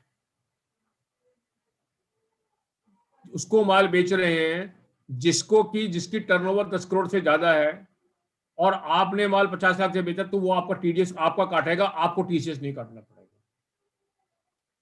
I believe this provision is again, I think, mind-boggling, creating problem for ease of doing business too much, and every person everywhere will be required to deduct TDS. Look at the petrol pump. Petrol pump वाले की turnover 10 crore से ज्यादा है, और वो purchase भी 50 लाख से ज्यादा करता है, तो जिसके भी पेट्रोल कंपनी खरीदेगा तो 0.1% टीडीएस काटेगा। पहले उल्टा होता था, पहले पेट्रोल पंप वाले करता था, अब ये उसका काटेगा। Take the bullion trade, crore में टर्नओवर है बुलियन ट्रेड की, और आप उसकी बुलियन ट्रेड का मार्जिन 0.1% का नहीं है, और टीडीएस कट जाएगा तो क्या होगा? I can not make it out. और कितना पेपर वर्क होगा, कितना सॉफ्टवेयर। लास्ट ईयर लोगों के लिए 261H करने के लिए कितना कंपनी को मेहनत करनी पड़ी है अपने सॉफ्टवेयर को अपग्रेड करने की। अब इसकी सॉफ्टवेयर भी अपडेट करना पड़ेगा। I believe this is mind-boggling, and these amendments are being made not for income tax but for GST. कि गवर्नमेंट को लगता है कि लोग बोगस इनवाइस इशू करते हैं, लोगों को लगता है फेक इनवाइसेस इशू होते हैं और इनपुट फेक क्लेम होता है, and to get a hold of those people, this amendment are being made. But challenges will be very much. Not only that, there is another amendment. आप जिसका TDS काटते हैं, अब आपको ये भी इंश्योर करना है कि वो आदमी रिटर्न भर रहा है नहीं भर रहा है। कोई ऐसा व्यक्ति जिसका टीडीएस 50,000 रुपए से ज्यादा कटा पिछले साल में, और उसने 2 साल की रिटर्न नहीं भरी है, तो आपका जो टीडीएस काटने का रेट है वो डबल हो जाएगा आपके लिए। मैं एक सिंपल सी एग्जांपल देता हूं कि सपोज करिए आपने किसी के ठेकेदार से ठेका लिया, काम कराते हैं कॉन्ट्रैक्ट पे, आपने उसका 1 करोड़ रुपए के ठेके पे 2% के हिसाब से 4 लाख रुपए काट लिया। अगले साल आपके पास फिर उसका ठेका कंटिन्यू कर रहा है, तो अब आपसे उससे पूछेंगे भैया आपकी रिटर्न कहाँ है, अगर आपने नहीं भरी तो मैं 2% का 4% कर दूंगा। This is the provision which is coming up. अब आप मेरे से पूछेंगे भाई मुझे कैसे पता लगेगा इसने रिटर्न भरी नहीं भरी, वो रिटर्न दिखाएगा नहीं दिखाएगा? इसका आंसर सिंपल है, जैसे बैंकों के ऊपर 194(n) के अंदर ऑब्लिगेशन है कि भाई वो 20 लाख से ज्यादा की ड्राइंग करता है और वो रिटर्न नहीं भरी तो आपको उसको टीसीएस लेना है, तो बैंकों को एक यूटिलिटी अवेलेबल है इनकम टैक्स की साइट पे। उस यूटिलिटी पे आप जाते हैं तो पैन नंबर डालने के बाद आपको पता लग जाता है कि इसने रिटर्न कब तक की भरी हुई है। वो इन्फॉर्मेशन पब्लिक डोमेन में आ जाएगी, तो आपको अब अपने सॉफ्टवेयर को अमेंड करना होगा कि जिसका भी आप टीडीएस काटते हैं तो ये पता लगाने के लिए कि इसके पैन के ऊपर इसने रिटर्न भरी अपनी या नहीं भरी।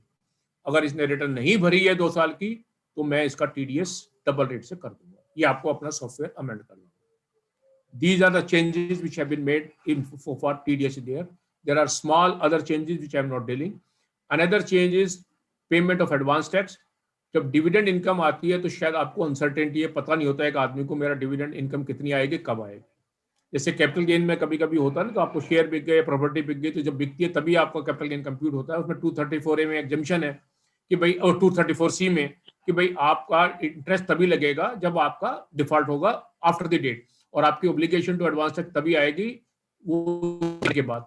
Same amendment is being proposed for dividend कि tax on advance tax on dividend will be applicable after the dividend has been declared. जिस दिन डिविडेंड डिक्लेयर होगा उसके बाद जो इंस्टॉलमेंट आएगी उसमें आपको उसका टैक्स जमा कराना है। Friend, these are the major changes, and a last change, small change which I can deal with is regarding the 281 provision, fake invoice की पेनल्टी के लिए भी सरकार अटैचमेंट का नोटिस इशू कर सकेगी। So that's a change which amendment which has been proposed. There are other changes which I have not dealt with, particularly about the non-resident, where a non-resident has been allowed to form a single-man company, etc. Sovereign fund, sovereign wealth fund, pension fund, etc. Those points I have not tried to touch upon, looking to the time and etc. But in case there is any question or any issue on that point, I will love to answer that point. So now it is 7:22 according to my mobile phone. I'm checking it. So I leave it to you now to all question, all issue, and any point which you say I have not covered, I should cover. Equalization levy is one area which I have not touched upon. Sovereign wealth fund and Gift City, International Financial Services Center, which has been made it tax neutral absolutely in case any fund want to shift from outside India to India. And that's a change which I have not touched upon. But in case you are interested or any point is there, so I love to have it. Over to Shivaji and over to Dhingra sir. Thank you so much, Ved sir. It was really a wonderful deliberation. We got so much insights on the recent amendments, and of course, your point of view that trust amendments on trust should not be so much hard. So there were a lot of points. So now I would like to open the panel discussion, starting with Sachin Bhutani, sir, to please start the panel discussion. Good evening, sir. Good evening, man. So thank you for the information. एक छोटी सी query मेरी, rather दो queries. पूछिए, हाँ जी. First, regarding due date of filing of return, which has been reduced by 3 months to 31st of December every year. Due date नहीं, last date. हाँ, last date of filing of return, sorry, last date of filing of return जो हमारी कम करके 31 दिसंबर कर दी गई है. I fail to understand the logic. Given in Australia we are allowed 3 years for belated filing of return, US 2 years, in some states 3 years, UK 2 years, in India not even the same year. भाई देखिए, ये thought process है सरकार का, अपना अपना सोचने का है. मेरा ऐसा मानना है कि विंडो तो हमेशा ओपन रहनी चाहिए, अनलिमिटेड, क्योंकि एनफोर्समेंट मैकेनिज्म में 100 लोगों ने रिटर्न नहीं भरी तो आप 5 लोगों को पकड़ पाएंगे 10 साल के बाद भी जी. और आप लोगों को विंडो दे देंगे कि भाई विद हैवी पेनल्टी और हैवी समथिंग, तो आई बिलीव लोग सो मोटो चल के आएंगे. सपोज करो मेरे से कोई रिटर्न भरनी रह गई 3 साल पहले की, कोई ऐसी इवेंट हो गई, कोई ऐसी ट्रेजेडी हो गई, कोई नहीं भर पाए किसी वजह से, आप उसको कह दीजिए कि साहब ये होगा इसके बाद भरने का, वो करने का. I think that's a challenge. अब आज की डेट में हम क्या करते हैं, अब वो रिटर्न रह जाती है तो हम असेसिंग ऑफिसर को लेटर ही लिखते हैं, फिर वो 148 का नोटिस इशू करता है, इनकम एस्केप हो गई है, उसके बेसिस पे वो रिटर्न भरी जाती है, फिर वो रिटर्न एक्सेप्ट हो जाती है 148 के नोटिस में, वो रिटर्न एक्सेप्ट होती है तो फिर बढ़ा ही तो रहे हैं, बढ़ा रहे हैं, फिर पेनल्टी के लिए वेवर लगाते हैं, हम उसको वेव कर दे, पेनल्टी ये कर दे. तो I believe that's not a good idea. I believe एक विंडो कहीं ना कहीं खोल के रखनी चाहिए कि भाई अगर आप ये रिटर्न नहीं भरेंगे तो ये ऑब्लिगेशन होगा. और वॉलंटरी कंप्लायंस का कोई मुकाबला नहीं है स्टैट्यूटरी कंप्लायंस से. जितना वॉलंटरी आप ओपन करेंगे उतना ज्यादा अच्छा रहेगा. तो सर ये सजेशंस क्यों नहीं जा रही हैं, मतलब why these suggestions are falling on deaf ears again and again? भाई देखिए, ये तो आपको मानना पड़ेगा, एक सेटअप में जो आप सोचते हैं वो सब उस बात को मान ले बड़ा मुश्किल काम होता है. ये अलग अलग थॉट प्रोसेस है, वो कहना कंप्यूटराइज्ड है. डेमोक्रेटिक सेटअप्स में you must have the patience कि भाई either you persuade or get persuaded. But if you are not able to persuade that, don't think the other person is wrong. Maybe he has a justification. His thought process is that computerization, I put pressure on my tax citizen to get a better compliance. But sir, frankly, it has helped. Frankly, it has helped. I will say putting pressure on the taxpayer has helped because number of return which used to come after 2 years were too many, I believe, earlier. अब sir हम बात करते हैं, जब लगातार बात हो रही है पूरे बजट में, मुझे मिडिल क्लास के लिए कहीं कोई रिलीफ नहीं दिखता है. आप रिलीफ किसको कहते हैं? मेरी जेब में 100 रुपए हैं. हाँ जी. आप कह रहे हैं मुझे 10 रुपए और दे दो, और मैं कहता हूँ कोई खोसने आ रहा था 20 रुपए, वो नहीं लेकर गया, तो वो रिलीफ नहीं है. Political, sir, so sorry to interrupt. It's a political question, should be avoided. Thank you. नहीं पॉलिटिकल नहीं, मैं पॉलिटिकल नहीं है. मैं एक समझना चाहिए. देखो, मैंने शुरू में बड़ा राइडर लगाया था, हमारा सारा डिस्कशन प्रोफेशनल है, और हम जो किसी को, मैंने तारीफ भी की है, क्रिटिसाइज भी किया बीच में अपने पार्ट में, लेकिन अंडरस्टैंड करने के लिए, ना कि किसी को डाउनग्रेड करना, किसी को अप्रिशिएट करने के लिए. आइडिया ये है कि जो अच्छी बात हमें लगी एज ए प्रोफेशनल लगती है, हम उसको कहेंगे भाई ऐसा लग रहा है, ये चैलेंजेस आएंगे, ये प्लस पॉइंट ही है. क्या होता है कि देखो, डेमोक्रेटिक कंट्री में political compulsion and economic compulsion both are important, so you have to work it out that way. लेकिन आप इस बात को तो मान के चलेंगे कि ये कोविड वाले ईयर में जो सबको उम्मीद थी कि कोई एक्स्ट्रा टैक्स लगेगा, और आई थिंक मेंटली हम सब गियर्ड अप थे कि कुछ 4-5% का टैक्स का कहीं ना कहीं, मैं तो यहाँ तक कह रहा था कि भाई 4% का जो हेल्थ एजुकेशन सेस है वो 6-8% कर देगी, तो कर सकती थी बड़ी इजीली कि भाई चलो कोविड के लिए 3% का सेस और लगा रही हूँ. तो मिडिल क्लास को ये मान के चलना कि नहीं, हर आदमी को कहीं ना कहीं डायरेक्टली इनडायरेक्टली बजट में है. सर कोविड का ये मान के चलना चाहिए, एज ए चार्टर्ड अकाउंटेंट ये मान के चलना चाहिए, budget is a balancing exercise. किसी को भी 1 रुपए की दी हुई छूट का मतलब है किसी दूसरे की पॉकेट से 1 रुपया निकालना पड़ेगा मुझे. Sir exactly that's what I meant to say कि हम लोग मिडिल क्लास के बारे में नहीं सोच रहे हैं, which is being hardest hit. I think let's move forward. It's not so many measures have been announced. हम मूव फॉरवर्ड करते हैं. सर हम बात करते हैं सिंप्लीफिकेशंस की, बट हम साल दर साल देख रहे हैं कि प्रोविजंस ना लगातार टीडीएस के, टीसीएस के, अननेसेसरी का बर्डन एक कॉमन मैन पे, लगातार बिजनेसमैन पे आया जा रहा है. And I fail to understand कि हम 10 करोड़ से ऊपर की टर्नओवर वाले की बात करते हैं। तो सर एक चीज मेरे को लगता है कि जिस आदमी की 10 करोड़ से ऊपर की टर्नओवर होती है, जो आदमी एक ही बिजनेसमैन से 50 लाख से ऊपर की परचेज करता है, वो कच्चे में काम नहीं करता। तो टीडीएस या टीसीएस की जरूरत कहां से पैदा हो जाती है? ये तो सर टीडीएस के प्रोविजन या टीसीएस के प्रोविजन वहां पे देखिए, ये तो this is a larger debate. I will say I think you are right in a way. It is not ease of doing business. I think I also said in so many words while explaining this provision. But as I said, it has a larger implication because of GST. The government is facing a challenge of fake invoicing, fake input credit, etc. refund. So I believe that's one of the area which they want to address. I am reasonably confident down the line over a period. I think authorities will realize it and will make the life easier on that point. Sir मतलब मुझे over a period of time, देखिए 20 साल की, over a period of 20 years in practice now, what I've realized is simplification of rules leads to more compliance. जितना हम complicate करते चले जाएंगे, लोग उस चीज को उतना अवॉइड करने का शुरू कर देंगे। I know that, but I think let's bear with it. You have to bear with it. We are professionals. We can just work it, develop it, and make people understand. But let's people decide what they want to do. और sir जहां तक हम search provisions की बात कर रहे हैं, अब सर्च प्रोविजंस लगातार डिल्यूट होते चले जा रहे हैं। अगर हम बात करें, मतलब इनकम टैक्स का एक जो डर था ना सर, डर वो हुआ over a period of time 2 से 3 साल, पिछले 2 या 3 साल में कम हो गया है टैक्स पेयर्स के दिमाग में, which is causing some problems. मतलब वो प्रॉब्लम इन द सेंस, आप समझ रहे हैं मैं जो कहना चाह रहा हूं, कि वो डर कम हो रहा है इनकम टैक्स का। फिर तो आपने पहली वाली बात को कॉन्ट्राडिक्ट कर लिया अपने आप को। अगर लोगों को इनकम टैक्स का डर खत्म हो गया तो इससे अच्छी बात क्या हो सकती है कि पीपल आर हैप्पी? नहीं सर, वो डर कंप्लायंस इंप्रूव कर गया है सर। वही वो कंप्लायंस से बाहर निकल जाएगा ना सर, वो नहीं निकल सकता। I think in digital world now it will be next to impossible. Your transaction is picked up like anything. Your mobile number, your email ID and your social media, everything is being captured. आप जिस दुकान से सामान लेते हैं, अगर उसने अपने गलती से आपने उसको मोबाइल नंबर दे दिया तो वो सारी उसकी परचेज डिपार्टमेंट के हाथ में है। अगर आप डिपार्टमेंट के 360 डिग्री का मॉडल कभी अंदर बैठ के देख लेना तो ये खुद को हैरानी होगी। आपको याद नहीं होगा कि आपने ये काम किया, वो दिखाते हैं कि आपने ये किया होगा। I have been party to, I have seen it कि how did it, you will baffled कि जब किसी प्लेस पे पोस्टिंग होने लगती है ना, पब्लिक प्लेस पे, तो आपका प्रोफाइल सारा चेक होता है और प्रोफाइल में जो क्वेश्चन आते हैं तो जो माइंड बॉगलिंग क्वेश्चन आते हैं कि वो पता लगता है कि इसकी फीस आई थी आपके पास, वो पूछते हैं कि आपकी क्या ट्रांजैक्शन थी उससे। वो आज की डेट सर हमारे अफसर तो पकड़ में नहीं आते। नहीं साहब, ऐसा नहीं है। देखो क्या है कि टाइम इज टेकिंग ओवर। चलिए सर, इसको छोड़ते हैं। That will be one two one discussions. I'll give chance to other body. Thank you sir, thank you very much.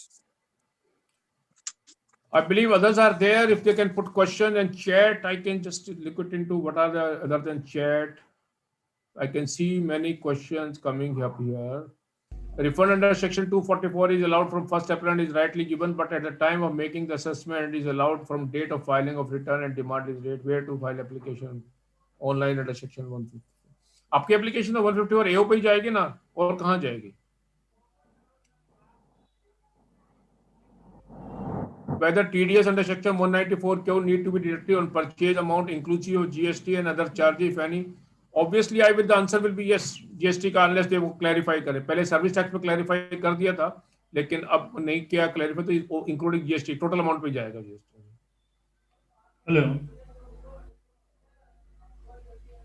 Hello Yes please, Jitin. हाँ, गुड इवनिंग सर।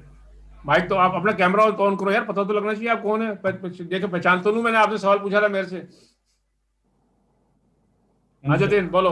सर मेरा question ये है कि जैसे इस बजट के अंदर जीएसटी ऑडिट को खत्म कर दिया, टैक्स ऑडिट की टर्नओवर को भी बढ़ा दिया, तो इससे जो सीए का स्कोप है वो कम नहीं हो रहा? देखो ऐसा है, सीए के पास तो नॉलेज है, स्कोप तो कभी कम नहीं हो सकता। ये नॉलेज यहाँ नहीं तो कहीं और यूज होगी। तो सर अगर यहाँ कम कर रहे हैं, कुछ ऐसा भी तो होना चाहिए कि कुछ एरियाज में बढ़ाए जाने चाहिए। ऐसा चिंता मत करो यार, profession is very great and we have enough scope and I think very area. सब चार्टर्ड अकाउंटेंट अपने जरूरत से ज्यादा बिजी हैं। कोई सैटरडे संडे को फैमिली को टाइम नहीं देता। आप भी 8 बजे वेजन को सुनने आ गए घर को छोड़ के। सर वो तो बहुत जरूरी है ना। I know, बट नहीं यार, ये देखो ये चैलेंजेस हैं. I believe institute and leaders are working on it, but इससे बहुत कोई ज्यादा फर्क नहीं पड़ने वाला. देखो हम प्रोफेशनल एक बात एक मान के चलिए, जो हमारी एजुकेशन और जो ट्रेनिंग है और जिस टाइप की आज की डेट में एक्सपर्टीज चार्टर्ड अकाउंटेंट के पास है, आज की डेट में किसी और के पास नहीं है. अब बताओ किसके, मैं अच्छे से अच्छे एडवोकेट को नहीं पता सोसाइटी और कोऑपरेटिव सोसाइटी का डिफरेंस. कोई ट्रांजैक्शन आज की डेट में फाइनेंशियल पूरी नहीं हो सकती चार्टर्ड अकाउंटेंट की सलाह के बिना. अच्छा वकील कहता है देखो मैं एक तरह एग्रीमेंट बना दूंगा, कॉन्ट्रैक्ट बना दूंगा, लेकिन अपने सीए को दिखा लेना, टैक्स की फैसला वो करेगा, इसमें कोई गलती नहीं हो जाए. तो I believe we are I think have our knowledge base, we have our expertise and we our value base is, अगर यहाँ कम होगा तो कहीं और यूज हो जाएगा, उसकी कोई बिल्कुल चिंता नहीं है. बिल्कुल ठीक है sir, thank you sir, thank you. और लोग जो पूछना चाहें सवाल कुछ है?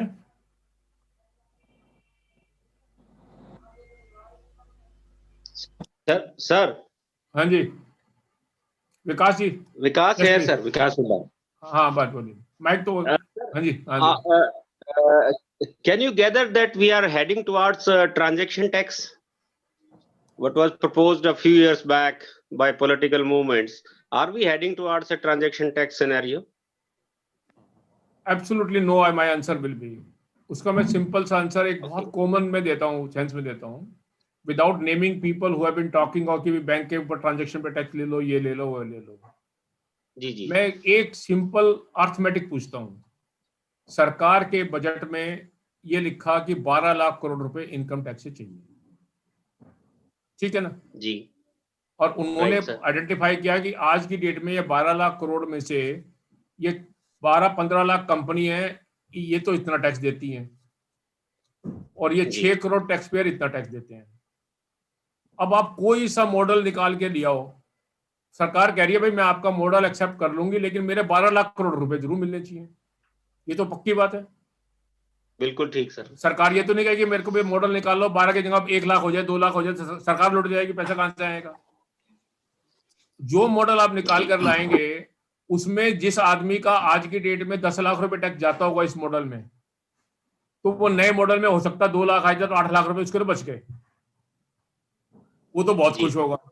फिर एक आदमी ऐसा भी मिल जाएगा जिसके जाते थे 1 लाख रुपए, उसके 10 लाख हो गए, वो चिल्लाएगा जी. ये क्या है. और सेकेंडली जब इनकम टैक्स जो है वो टैक्स इनकम बेस्ड है, जिसे हम प्रोग्रेसिव टैक्स कहते हैं, कैपेसिटी टू पे, जितना मैंने कमाया. अब जिसने एक गेहूं लेके या दाल लेके 2 करोड़ की और 2 करोड़ 1 लाख में बेच दी और उससे क्या है तो 2% का ट्रांजैक्शन टैक्स लिया 4 लाख रुपए का, वो कहे बाबूजी 2 करोड़ की लेके 2 करोड़ 1 लाख में बेच दी, 1 लाख का प्रॉफिट टोटल लिया, तनख्वाह दूंगा, ये दूंगा और 4 लाख का आप टैक्स मांगो, तो कहां से आएगा. Right sir. वो बहुत मुश्किल काम है. ट्रांजैक्शन टैक्स तो देखो लोगों का बड़ा वो कहते हैं ना जिसे क्रूड एंड हार्श होने का, लेकिन लार्जर पहला ही सवाल पूछता हूँ भाई 12 लाख करोड़ दिखा दो कहां जाएगा. एज ए चार्टर्ड अकाउंटेंट मुझे दे दो भाई, ये देगा, ये आदमी 2 रुपए दे रहा है या आज की डेट में 1 देगा, मान लिया ये छूट गया. Sir understood sir. Answer. Thank you.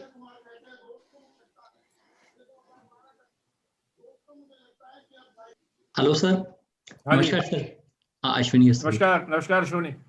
Sir जो पहले टीसीएस तो ऑलरेडी कट ही रहा था 0.1%. अब एक छोटा व्यापारी है जिसका 10 करोड़ से कम का टर्नओवर है, पर पूरे साल में 10 करोड़ का परचेस करता है तो 0.1% टीसीएस कटता था, 1 लाख रुपए एज ए टीसीएस जमा हो गया उसका. अब वो इस साल से हमारा टीडीएस भी जमा होने लग जाएगा? नहीं, दोनों नहीं होंगे. अब नए साल में अगर टीडीएस लग जाएगा तो टीसीएस ऑटोमेटिकली हट जाता है. सर वहां पर जो 94Q में जो क्लैरिफाइड है, उन्होंने ये कहा है कि मतलब मैं एक छोटी सी एग्जांपल लेता हूँ.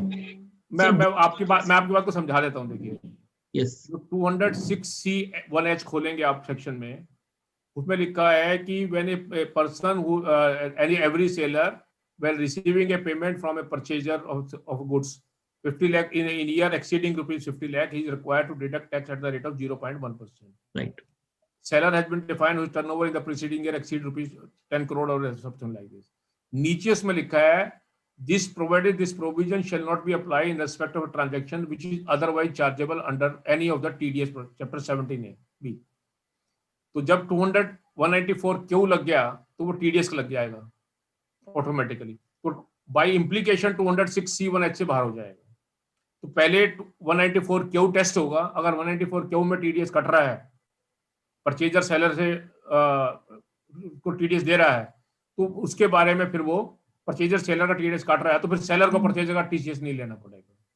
सर बट ये बुलियन के केस में जैसे आपने एग्जांपल लिया, बिल्कुल राइट एग्जांपल मेरे पे भी वही है कि मैंने बुलियन गोल्ड बुलियन परचेज किया तो मेरा जिससे मैंने परचेज किया उसने मेरा TCS काट लिया और यही सेम नहीं, जिससे मैंने परचेज किया मैं TDS काटूंगा, उसका पूरी काटेगा TCS। सर जैसे तनिष्क एक ज्वेलर्स है, तनिष्क एक ज्वेलर्स है, हाँ और मैं गोल्ड स्मिथ हूँ, मैं हाँ तनिष्क ने मेरे को 10 लाख की आरटीजीएस दी कि आप इसको मेरे को ये आइटम बना के दो, एज एडवांस दिया। अब मैंने वो 10 लाख की आरटीजीएस बुलियन वाले को ट्रांसफर कर दी, बुलियन वाले ने मेरा TCS डिडक्ट कर लिया। नहीं, अभी आपको देखो बुलियन वाला TCS आपका इसलिए काटता है कि जब तक आपकी डिटेल नहीं है। जब आप ये कहोगे कि आप मुझे बुलियन वाला जो आप खरीदेंगे और मैं आपका TDS मैं काटूंगा आपका, तो फिर आपका TCS नहीं, आपको उसको बताना पड़ेगा कि देखो मेरी टर्नओवर 10 करोड़ से ज्यादा की है और मैं आपसे 50 लाख से ज्यादा की आपकी वो परचेज कर रहा हूं, तो मैं आपका TDS काटूंगा आपका। तो जब आप उसको बता देंगे मैं TDS काटूंगा तो फिर वो आपका TCS नहीं लेगा आपसे, और उल्टा हो जाएगा। जब मेरी टर्नओवर 10 करोड़ से कम की है तब तो वो काट ले, फिर वो काट लेगा। हाँ, तो वो TCS भी कट गया और तनिष्क वाला मेरा TDS भी काट लेगा। हाँ, TCS वाला TDS वाला तनिष्क से 10 लाख की मेरे पे आरटीजीएस आई थी, वो मेरा TDS डिडक्ट कर लेगा as per new provision 194Q कि आपसे वो आपसे परचेज कर रहा है। हाँ, वो परचेज कर रहा है, वो मेरा TDS काट लेगा, और जिससे मैंने बुलियन परचेज करा वो 206C वो TCS ले लेगा आपसे। मतलब ये कहना है कि अगर बीच में है सप्लायर और 50 लाख रुपए से ज्यादा की आपकी टर्नओवर 10 करोड़ से ज्यादा नहीं है आइदर वे में, तो then you are hit for both sides. अगर आपका जिससे आप खरीदते हैं उसकी टर्नओवर 10 करोड़ से ज्यादा है और जिसको बेचते हैं उसकी टर्नओवर 10 करोड़ से ज्यादा है, लेकिन आपके 10 करोड़ से कम है, तो then you can be in trouble. You are right, अच्छी एग्जांपल बनाई आपने। गोल्ड स्मिथ किसी की भी टर्नओवर 10 करोड़ से ज्यादा नहीं होती, जो भी ज्वेलर्स से आरटीजीएस उनके पास आती है। नहीं, मैं तो गोल्ड स्मिथ की क्या कह रहा हूँ, मैं तो ये कह रहा हूँ कि MSME सेक्टर में जिसकी भी टर्नओवर अगर कम है, तो सपोज करो कोई आदमी आज की डेट में ट्रेडिंग करता है, गोल्ड या किसी भी आइटम में ट्रेडिंग करता है, उस खुद की टर्नओवर उसकी 10 करोड़ से कम की है, तो जिससे वो एक आदमी से 9 करोड़ रुपए की सपोज परचेज करता है, तो वो परचेज करते समय उसको ये TDS काट नहीं पाएगा, वो आपका TCS ले जाएगा क्योंकि उसने आपको माल बेचा है, आप पेमेंट करेंगे उसको, तो 9 करोड़ रुपए वो आपका 90,000 रुपए काट देगा 1%। और जब आप उसको बेचेंगे करेंगे, राइट, हाँ करेंगे, TDS कट जाएगा, वो आपको TDS काट लेगा। क्योंकि मैं आपसे परचेज कर रहा हूँ 9 करोड़ 10 लाख रुपए की, तो आप 0.9% मेरा लिया, तो एक आदमी दोनों तरफ ट्रैप में आ सकता है। तो सर यू आर करेक्ट, अच्छा वो सवाल पूछा है। 194 में काम आएगा मेरे लेक्चर में, ये लेक्चर से सीखने का यही तो मौका मिलता है सर। 194Q में अगर उन्होंने क्लैरिफाई करा कि जहां TCS लगता है वहां नहीं लगाएंगे हम, तो उसको यहाँ पर भी वो तो ट्रांजेक्शन दो हो गए ना, अलग-अलग है ना, लगेगा कहाँ है, तो आपकी परचेज और सेल दोनों अटक गई। तो 10 करोड़ से बिलो वाला तो अल्टीमेटली सफर ही करेगा ना 194Q में। I know you are right sir, we need to give suggestion to the CVDT कि ये क्या कर दिया उन्होंने। अरे कौन इसके बारे में, तो अगर आपने मेरी किताब पढ़ी हो लास्ट की, तो मैंने क्या क्या नहीं लिखा उसके ऊपर, पढ़ा अगर आपने पढ़ा हो, मैंने पेट्रोल पंप की किस की एग्जांपल दी है, कितना पेपर वर्क बढ़ा है, कितना काम बढ़ा है। लोग सोचते बिजनेसमैन और इनकम टैक्स वाले सोचते नहीं है कि बिजनेसमैन के पास साधन कहां से आएंगे। Sir, today I will write this provision is ultimately hit. I could make it out. I think apparently your question is very good. I think it looks to be very good otherwise. Yeah. Thank you, sir. Your season is very good, sir. Arun ji, आपके कोई question है? I can see you. आप बहुत देर से देख रहे हैं Arun ji. Good evening sir. Good evening. S K Arora. Arora ji, हाँ जी अरोड़ा जी, क्या हाल है? आप तो गाड़ी में घूम रहे हैं। हाँ जी, मैं ट्रेवल कर रहा था, रास्ते में ही सुन रहा था। अच्छा, बताइए बताइए, सब क्या सवाल है आपको? First of all, I express my gratitude for the love and affection for the CA fraternity of Rohtak and for the precious time given by you.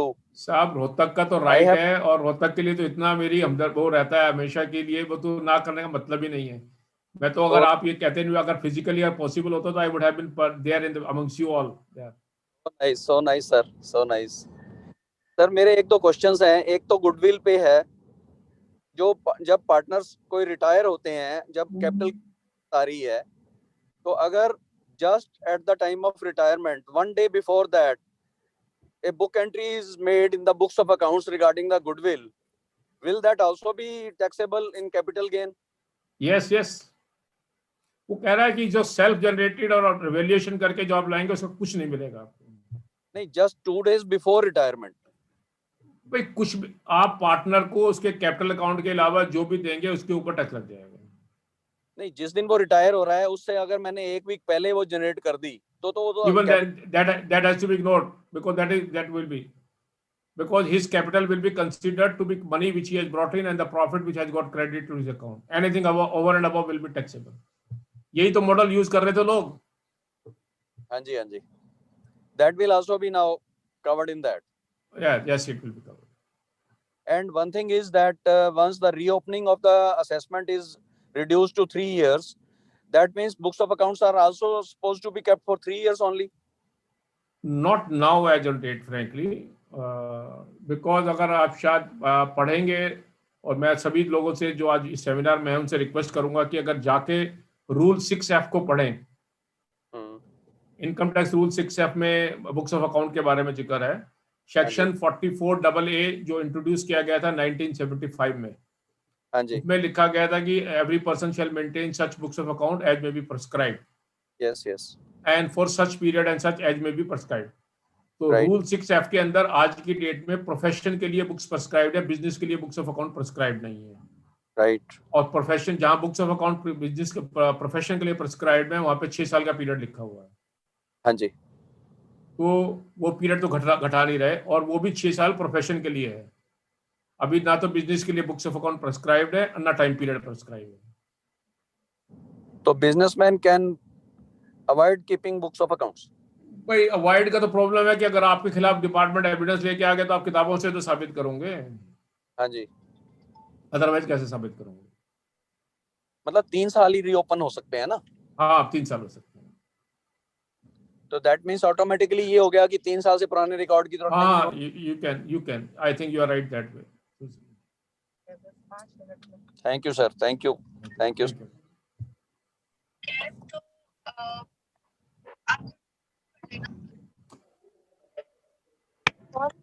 Hello. Yes, please. Ramjot, you want to ask question? I can see you. Yes, sir. Yes, sir. I do want. Yeah. So I just had a question on the DDT thing. So earlier the thing was DDT tax lag jata tha, so that's why we used to get exemption in 1034. But now that there's been a change in 1034, DDT has also been removed. I missed that part. नहीं, मैंने ये कहा था कि I think you want to repeat me what I said about this 1034. Yes. I think you said that that 1034 में there's no more exemption on dividend tax anymore. हाँ। So पहले 115 के ऊपर में जो टैक्स लगता था वो DTT डिविडेंड डिस्ट्रीब्यूशन टैक्स था। You will recall, if you can go back and look in the India budget, open budget of 97, speech of the then finance minister, read para 100. Okay. 1998 मैं आपको बता देता हूँ क्या लिखा उसमें। 1997 की चिदम्बरम साहब की फाइनेंस मिनिस्टर की स्पीच है, para 100 if I'm correct, 100 para है मेरे ख्याल नंबर है। A debate is on about double taxation. I want to put an end to this debate, and accordingly I want to abolish tax on dividend. However, in order to ensure that the company do retain a part of the profit for future development and growth, and to discourage company from not distributing entire amount as a dividend, I want to impose a small tax known as dividend distribution tax at the rate of 7.5%. This was in 1997 budget speech of Chidambaram in 97. He said because there was a debate when the company pays tax and then after company paying tax, dividend is distributed, shareholder has to pay tax. So this was a debate of double taxation. He says, I want to put an end. So then he introduced section 1034 at that time, because till that time there was no other section after 1033, it was the last section 1034, that dividend will not be taxable. So that was the end. And then he introduced 115 KOR, this section ki 7.5% will be paid. This is the one. This 1034 falls in chapter 3 of the income tax. And MAT under section 115 JB is applicable in respect of book profit. So when an income is entirely exempt under the Income Tax Act, so it was thought fit that that income should not be liable for book profit. So in 115 JB, you will find out that book profit means the profit computed as per the provisions of the Schedule 6 Part 2 at that time of the Companies Act, as increased by the following item and then reduced by this item. So one of the item is income falling in chapter 3. So meaning thereby dividend income was not being considered as part of the book profit because it is exempt and you are not liable to pay even the MAT on that part. So this continued when dividend distribution tax was there. Now from 1st April 20, dividend income has become chargeable to tax. Now when dividend income has become chargeable to tax, it is no more in chapter 3. So anybody who's having a dividend income, he will be required to pay MAT under 115 JB. As a foreign company and the MAT rate is 15%. Now foreign companies, they receive dividend from Indian company, they are liable to tax at a lower rate because the DTAA provide a lower rate like Hong Kong DTTA provide. If you are a Hong Kong company holding share in Indian company, the dividend tax will be 5% only. UK company tax will be 10%, Singapore will be 15% only. So in case you say that dividend will be considered as a book profit, then DTAA will fail because DTAA say tax cannot be 5%. So in order to mitigate that, they say dividend will not be considered and will be reduced from the book profit. That's the only change which I told about. I hope you got my point now. Yeah, yes, I do. Thank you so much, sir. And I must compliment your memory. You have got similar words of 1997 speech. Could you see? Could you open the computer? Yeah, just got through it. You just So read great out for the memory, benefit sir. of that. You just read out this para 100 for that benefit of all. So I just closed it. Just give me a second. I'll just reopen.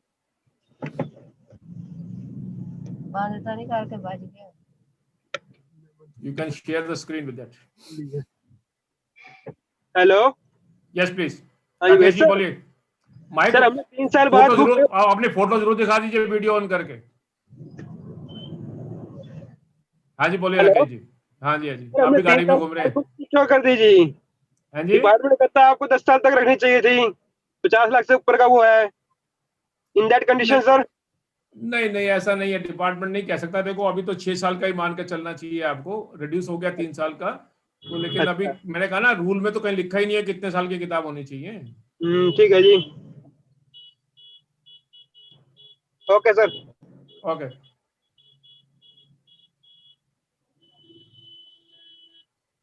Okay, I'll just present my screen. You can share screen, I believe. Yeah. I'm not too sure if it will be. I hope you have the approval of the sharing screen. Yeah. Yeah, okay.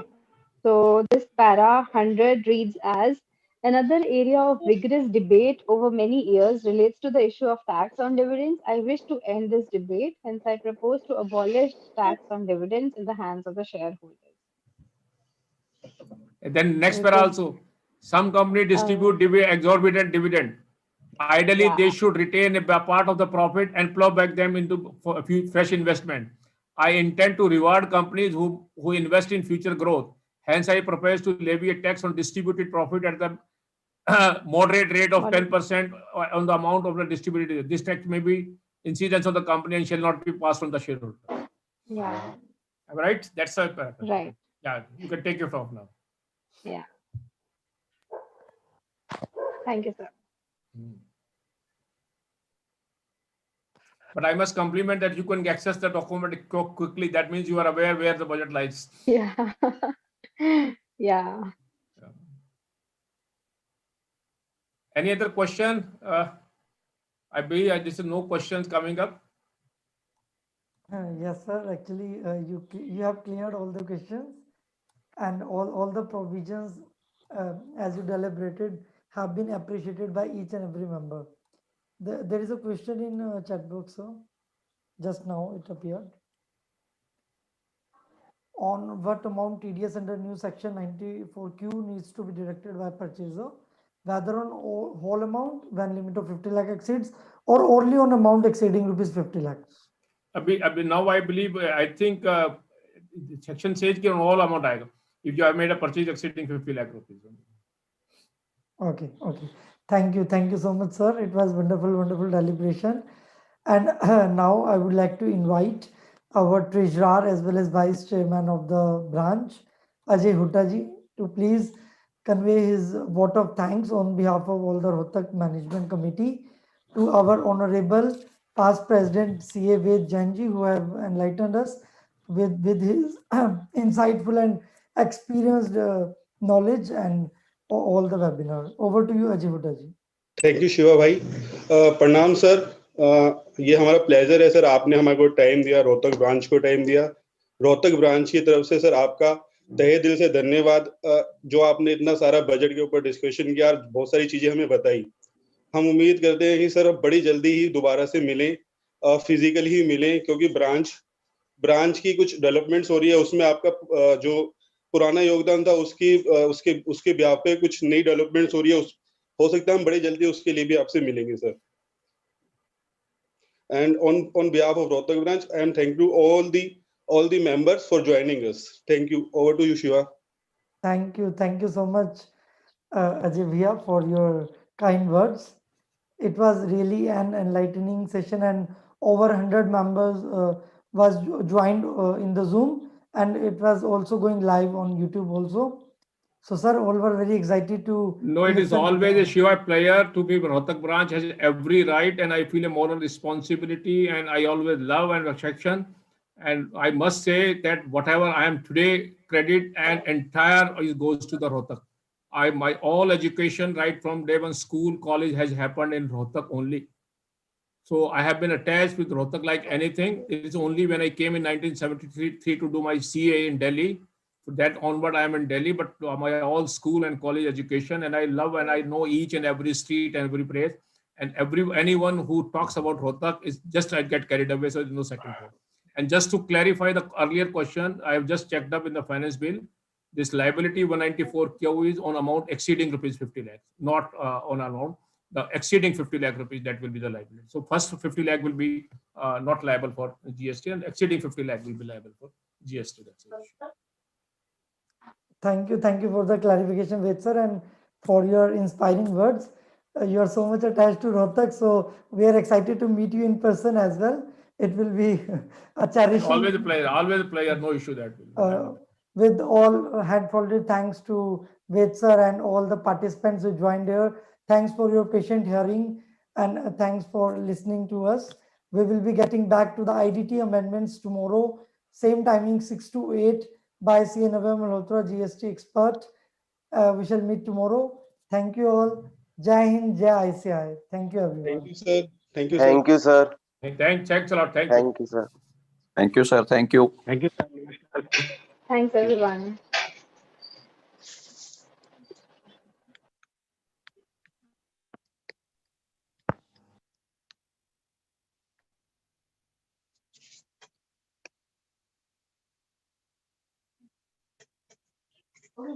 करवा दे।